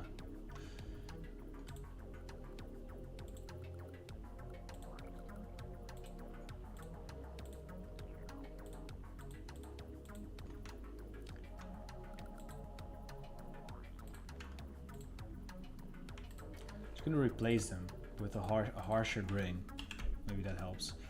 Harsh grain multiply and harsh grain screen.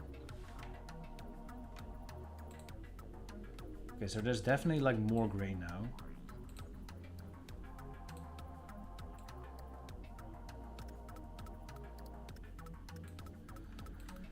But where was I going with this?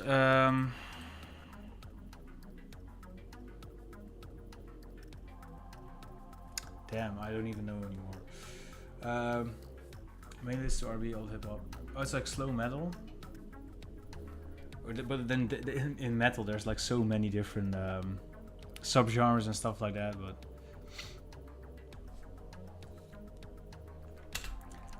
okay, this looks pretty dope, I guess, but it's not the same. Why? Okay, I'm just gonna hope like I can Command Z all of this. And I think we are now not at the pre-comp. Yeah, we'll just leave it at this because this is still pretty sick. Yeah, dude, the logos alone are just way better than this thing. But yeah, it's just like I just reminded me of it. Okay, so we do have the first caterpillar thing. And the second, I'm pretty happy with the visuals that I made today. Actually, I finished 3 in 2 hours. It's not too bad. There's one that I kind of want to have feedback on from you guys. I feel like because I don't like it. It feels a little bit too low effort, and I think I know what's wrong with it. But I'm curious if you guys see it too. So I'm not gonna say what it is until I show it. So there's also like a lot of processing on it. I'm just gonna turn off that processing for now just to have it load a little bit quicker.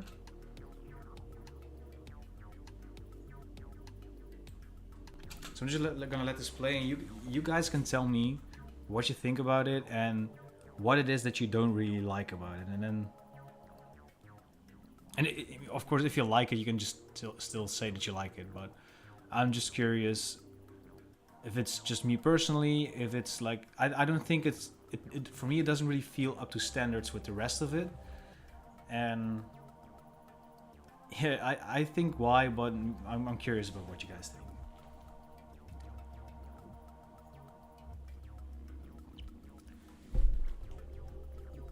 It's taking a little while, it's playing a little bit slow, so I'm just gonna play the first part.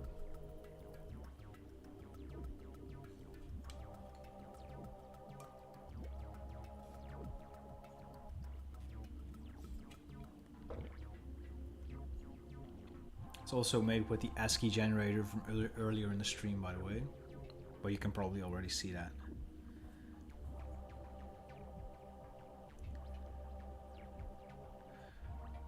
So yeah, I have a couple of thoughts on this. I'm not gonna.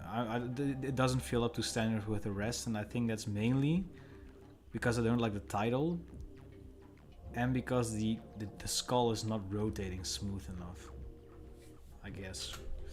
So, but I'm curious to hear what you guys think, I guess. But I'm gonna go to the text, which I think I can just simply delete this. I don't think there's like pre-compositions going on with this part.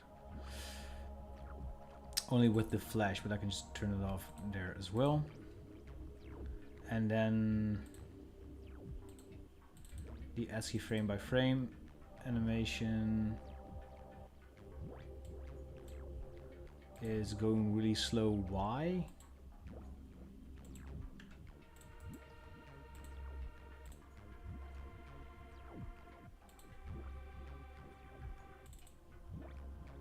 I think I just looped this, right? Or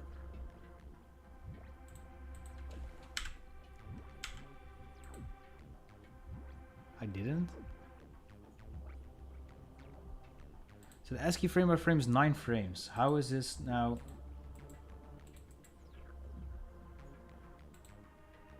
Time remapping isn't turned on. It's just, oh, okay, it's just stretched, I guess. But yeah, it doesn't really feel like the flashing. I think I just deleted it. But the moving is also, yeah, it's just, I don't think it's, I'm not really sure about this one, you know. What I'm gonna try to do, however, is I'm gonna select these and time stretch into 10 seconds and see if I can have it like spinning. Oh no, that's 100.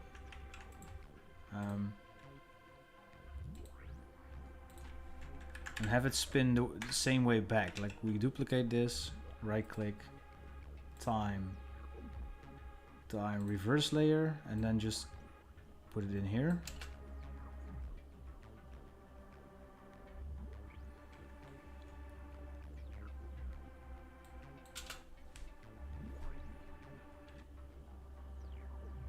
The only thing that I do like about it is the flashing, I guess.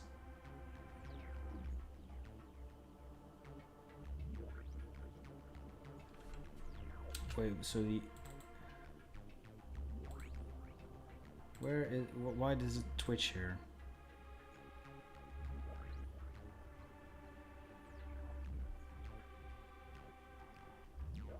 What's the... There's an echo and frame drop. We can turn off the echo. What is this? What's this? What is this? This is just for color. This is grain. The slide blur is just a slide blur. Ah, it has a different wiggle on it. Okay, there we go. Now I see. So these are in the background, I think. Okay, so we're gonna do like more of this a little bit from scratch. Maybe the behavior more like a CET. Ooh, that's a good idea, Bruno. Gives me I'm hacking the system. The foreground is too active. Yeah, and I feel like it's also a little bit too close to the... I'm not sure if you were there yet, Mike. I'm just gonna say... Oh, okay, I just deleted all of that progress. Doesn't really matter. I didn't like it anyway. It does remind me a little bit too much of this one as well. I can just show you one frame. Like it's already like a lot of processing, but it's also like ASCII. I'm into the mainframe. So I think I'm gonna do something with the skull, because I do like the idea of doing frame by frame animations with ASCII. And I'm just gonna go delete the wiggle on both of these. And what I'm gonna do is delete this thing in its entirety, and I'm gonna actually pre-compose this thing and just call it nodding skull. Drop everything in there, and I'm just gonna make the... Okay, I'm just gonna turn off the transparency grid so we can see what's going on. So these are the ASCII frames. I'm going to time remap them. So if you guys don't know what this is, basically this is the end frame, this is the beginning frame, and if I make a frame right here at 5 seconds, for example, and I move that all the way over here, you can see that this part's going really fast and then really slow.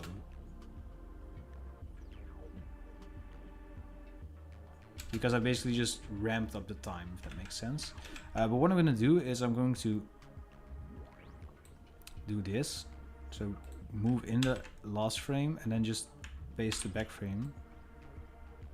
And now it should be going from left to right, I think.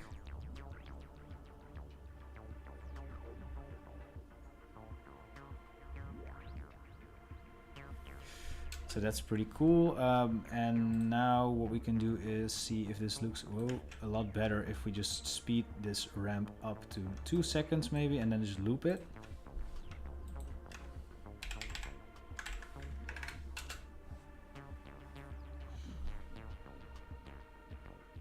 This looks a lot better already, right?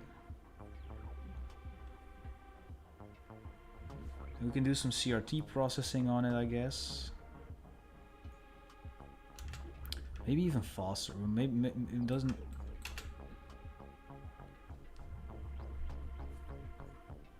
Maybe this is too fast, right? Like 2 seconds. This is, I think, too fast. I'll just do this one. Okay. Then we have the nodding skull, and we'll just extend that thing to 20 seconds because it's already looping in here. I'm not going to do double comp loops and stuff like that. That's unnecessary. So there we go. Colors are already pretty nice. I do like those. I do want to do one slight thing on the on these, and that's pixelate them a little bit. So if we go to mosaic, just to add into the like the computer vibe, I guess. It's a little bit difficult to see, but maybe if we up it to 50 by 50.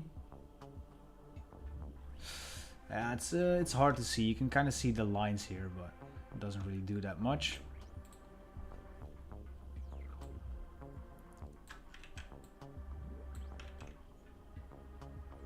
But if we add in a lot of horizontal blocks,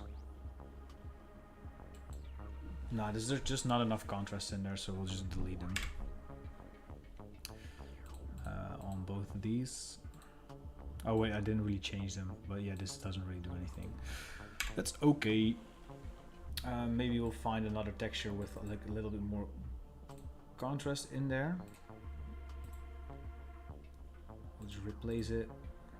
Go to Dreadlabs assets, external ruined emulsions. The souped ones are also pretty fun, but I do want to have it where there's a lot of the same colors in both sides. Maybe if you scale this thing up a lot. Right click, transform, fit to comp with. This is pretty dope. Maybe if we just put on like a mosaic effect on this one, and then just do 192 and 108, so maybe half that, so it's 5% of the original amount of pixels in there.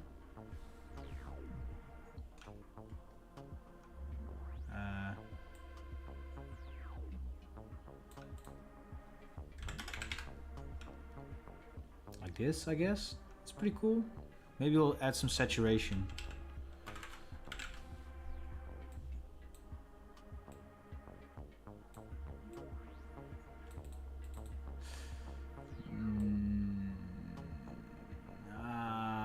Not sure. This looks, I don't like it. I'm gonna see if we have another one that I like better. These alien-like ones are pretty cool. Yo, Outdated, how you doing, man? So, it's been so long, man. I'm doing well, what about you? I sometimes still see that you're doing some web design. Is that, am I correct?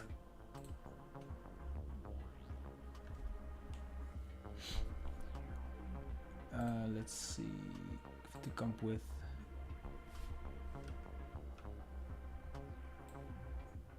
And towards red, you said, Mike?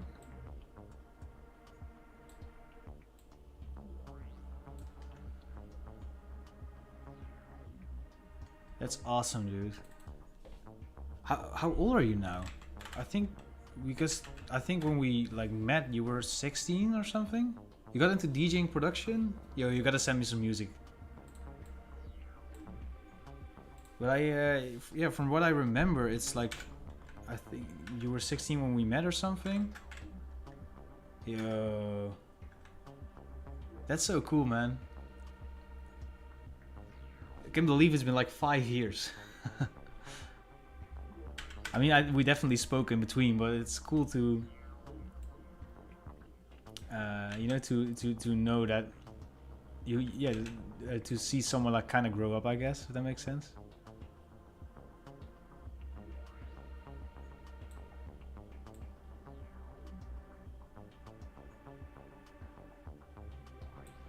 We'll do some cool stuff like that. I like this. I do like this. Let's see. Oh, this is a little bit too RGB in my opinion, so we'll just keep it at this, I think. Yeah, this is fine, I think. Yeah, we'll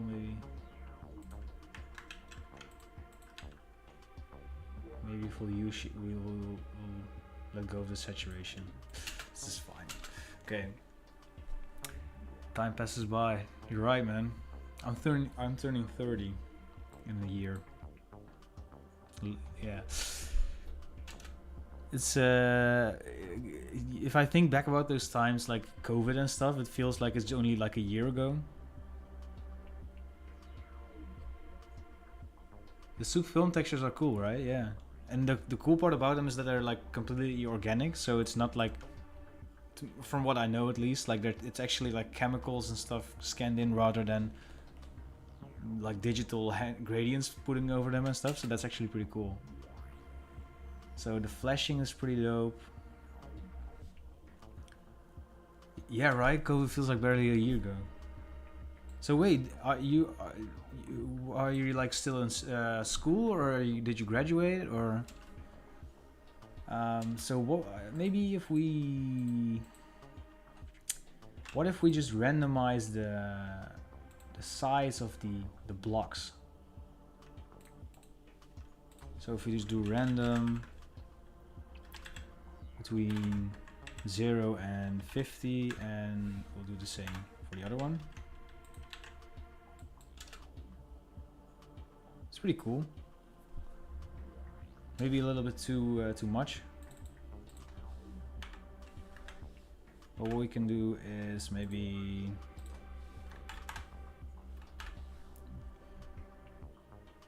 add a more static effect to the type. Yeah, I'm actually still. You mean like the ASCII type, or like the bring back the actual logo type? Because I'm kind of hesitant on that. Gonna turn. I think did I delete the posterized time on it?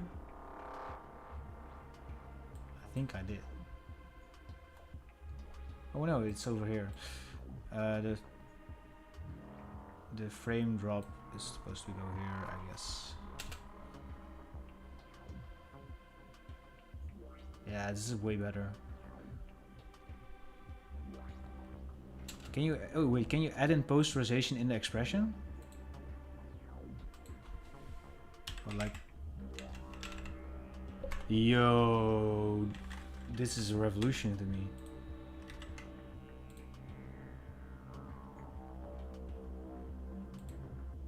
Oh, very first line. Like if you want to keep the logo type, maybe keep.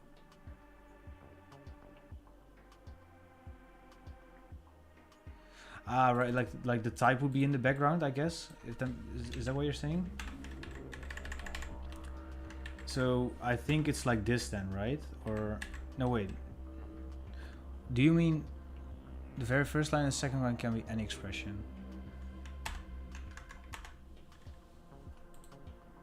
like this.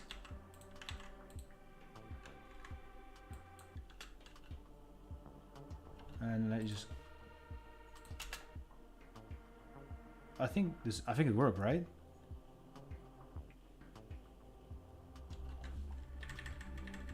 Yeah, they look posterized. They keep on twitching, keeping for a longer amount of time.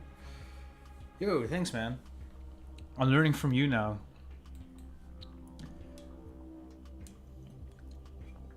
But yeah, I've missed the live stream so much, man. Like, just things like this. Like me learning new stuff while I'm live streaming, talking to you guys. Finding out new music, new cool stuff to explore. Yeah, keep the type on top with a light aesthetic ripple, but have the skull moving like that. Okay, okay. Let me just drop the type back in. Like a color overlay or something.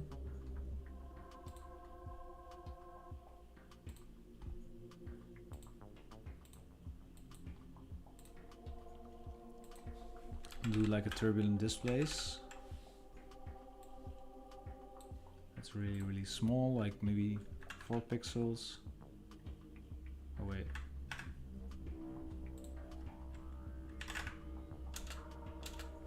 And then just times 3000 or something.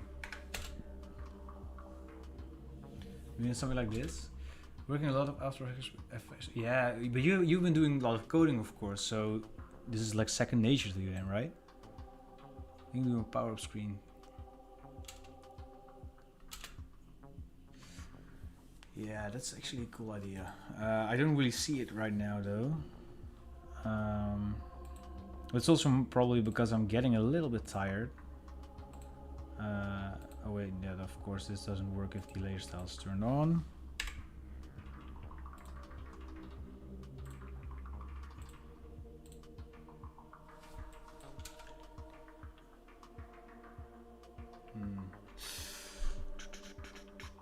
Gonna find my hobby in a new hobby, yeah.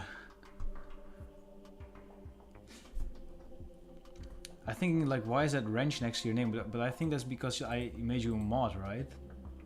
Oh yeah, yeah. I still don't know anything about streaming and YouTube and stuff. Generative music. Yo, that's cool. I've been doing some generative music in FL Studio as well. But like on music production wise, I've just been like creating like actual like non-analog stuff, so just in FL. Probably should do more with my synths, but I've been like slowly teaching myself Touch Designer, which was really nice. I don't really see it, man. I do need to. What I'm gonna do is go and remove the layer here, and then just do like a bevel and emboss maybe. It's such a shame that you cannot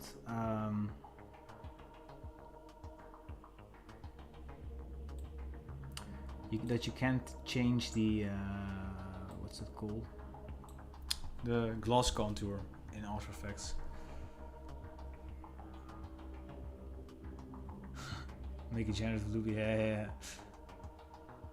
I just used to put on a drone and then like put it in through like shaper box in FL and just groove the stuff, groove things out of the drone and then playing some beats to it. It was really fun.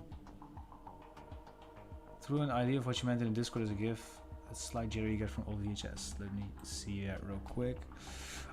We like some scan lines and stuff. We can definitely do that. That's signal stuff, and I actually have that still on here. Where is it? It's just turned off. Why is the transformer on? I think we can just get rid of that. Yeah, let's open signal. So we can actually do some. Okay, this is the thick distortion. Fine distortion.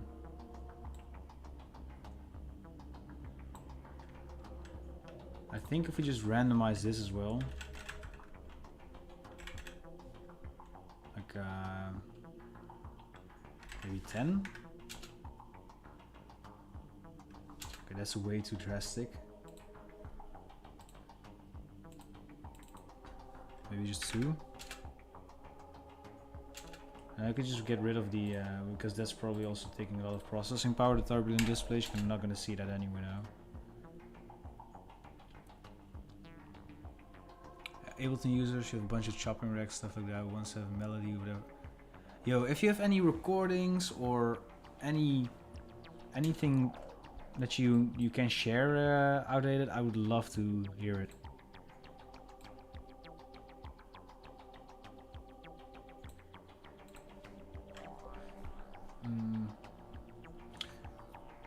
Come to think of it, I don't think so, but you might have been kicked out of the server since I did it like an automatic purge a while ago. Let's add in some sharpen. I think that also like helps. Like these squiggly lines and stuff. Won't impact the branding tool. How was looking focus? Yeah, definitely. I'm also going to see if I do like that really harsh blue color. So maybe if we just do like a blue solid and then just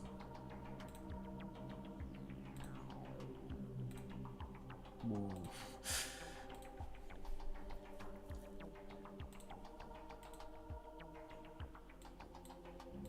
Kind of ruins the whole vibe of the souped up texture background, but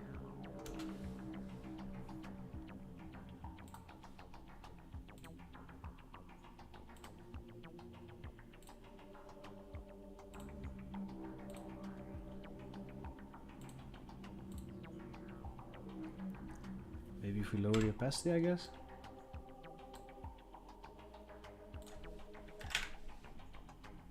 You can kind of see like those little twitchy vertical lines in between. Okay, let's see what it looks like if we just render it at actual speed. Ooh, this is cool. So, okay, maybe you notice outdated. I'm kind of wanted to see if there's like a way to do the, where is it? The expression here. And there's just, it's just basically random between 2, but I want to have like moments where it's just 0. I'm not sure if we can do that. Maybe if we just put in -1.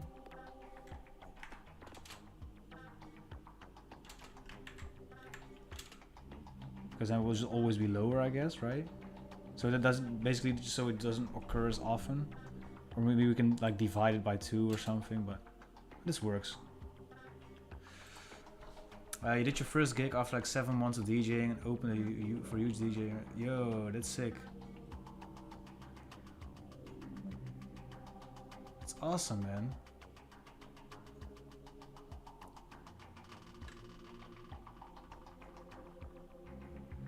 Maybe only do that FX only to the type. Ooh, that's also possible, but then if you do that, then I think, yeah, that doesn't work because, yeah, maybe if I can pre-comp it. But since it's like transparent, you don't really, there's not a lot of fill in there. So I think it's just mainly can be applied to everything. Longer zeros and shorter 2s basically, yeah. I think that's what I'm doing now, right? But maybe there's a better way to do it. Where is it? Now I'm just basically picking a random between 0 and 2, and now because I'm just doing -1, it just keeps bumping everything down to 0, right?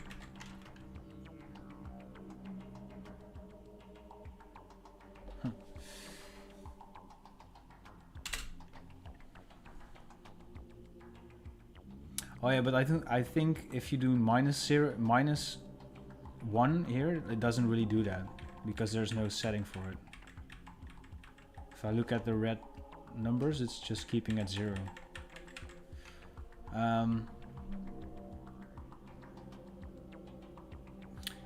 Yeah.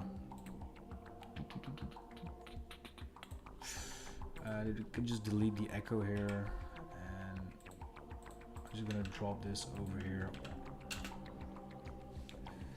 Let's see what this looks like, and I think I'm gonna put an end to it and go to sleep or go to bed early, because I have a lot of more work to do. And yeah, but this has been mad fun. It's been I think it's literally been between now and 2021 when I did the live streams every Friday afternoon, when I spilled like the gin on my laptop and stuff like that era. It's been that long ago since I was this inspired to try and create new visuals and stuff.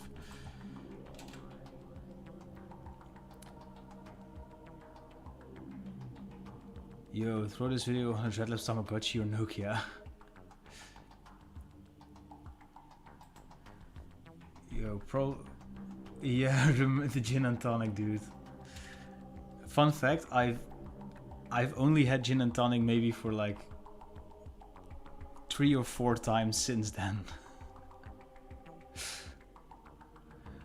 Probability random. If the probability is under 0.7, then does it do like commas?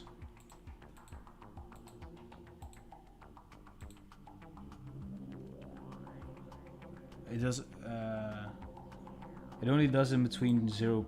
So not further than 1 decimal. But I mean, I'm kind of fine with it, to be honest. But thanks for the help anyway, man. It's been really nice to talk to you. I've been wondering where, like, I see some stuff on Instagram, obviously, but I sometimes like, whoa, how is Outdated doing now? You know, it's cool. There's not a lot of people from that era that I still like hear from. Like, there's a guy from Denmark, I think, Revolver. He was really active on the Discord in 2020, 2021, and I haven't seen or spoken about it to him like in a while. Same goes for Celti or Kelty. I'm not sure how to pronounce their name, but yeah, I hope they've all been doing well. But it's, you know, like, you lose track of people, and in real life it's easier to keep a hold of them than on the internet, of course. Oh, you recently? Yeah, I've been catching up with Jack for a while. Like, we do like a stream every year or so. I've just had it like a week ago, 2 weeks ago.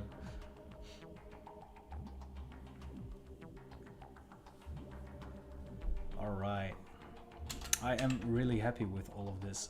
I'm gonna drop all of this in a render queue, and to all of you guys, I hope you learned something new. I definitely learned something new here, but it's been really fun experimenting with all of these visuals, which I'm definitely gonna put to good use. I plan on dropping all of these in Touch Designer and start a VJ program which I can play next to doing DJ sets or live sets. So yeah, I'm really excited to start doing that, but it's been really fun to start and keep experimenting and creating these cool things with you guys together. So yeah, thank you guys all for tuning in.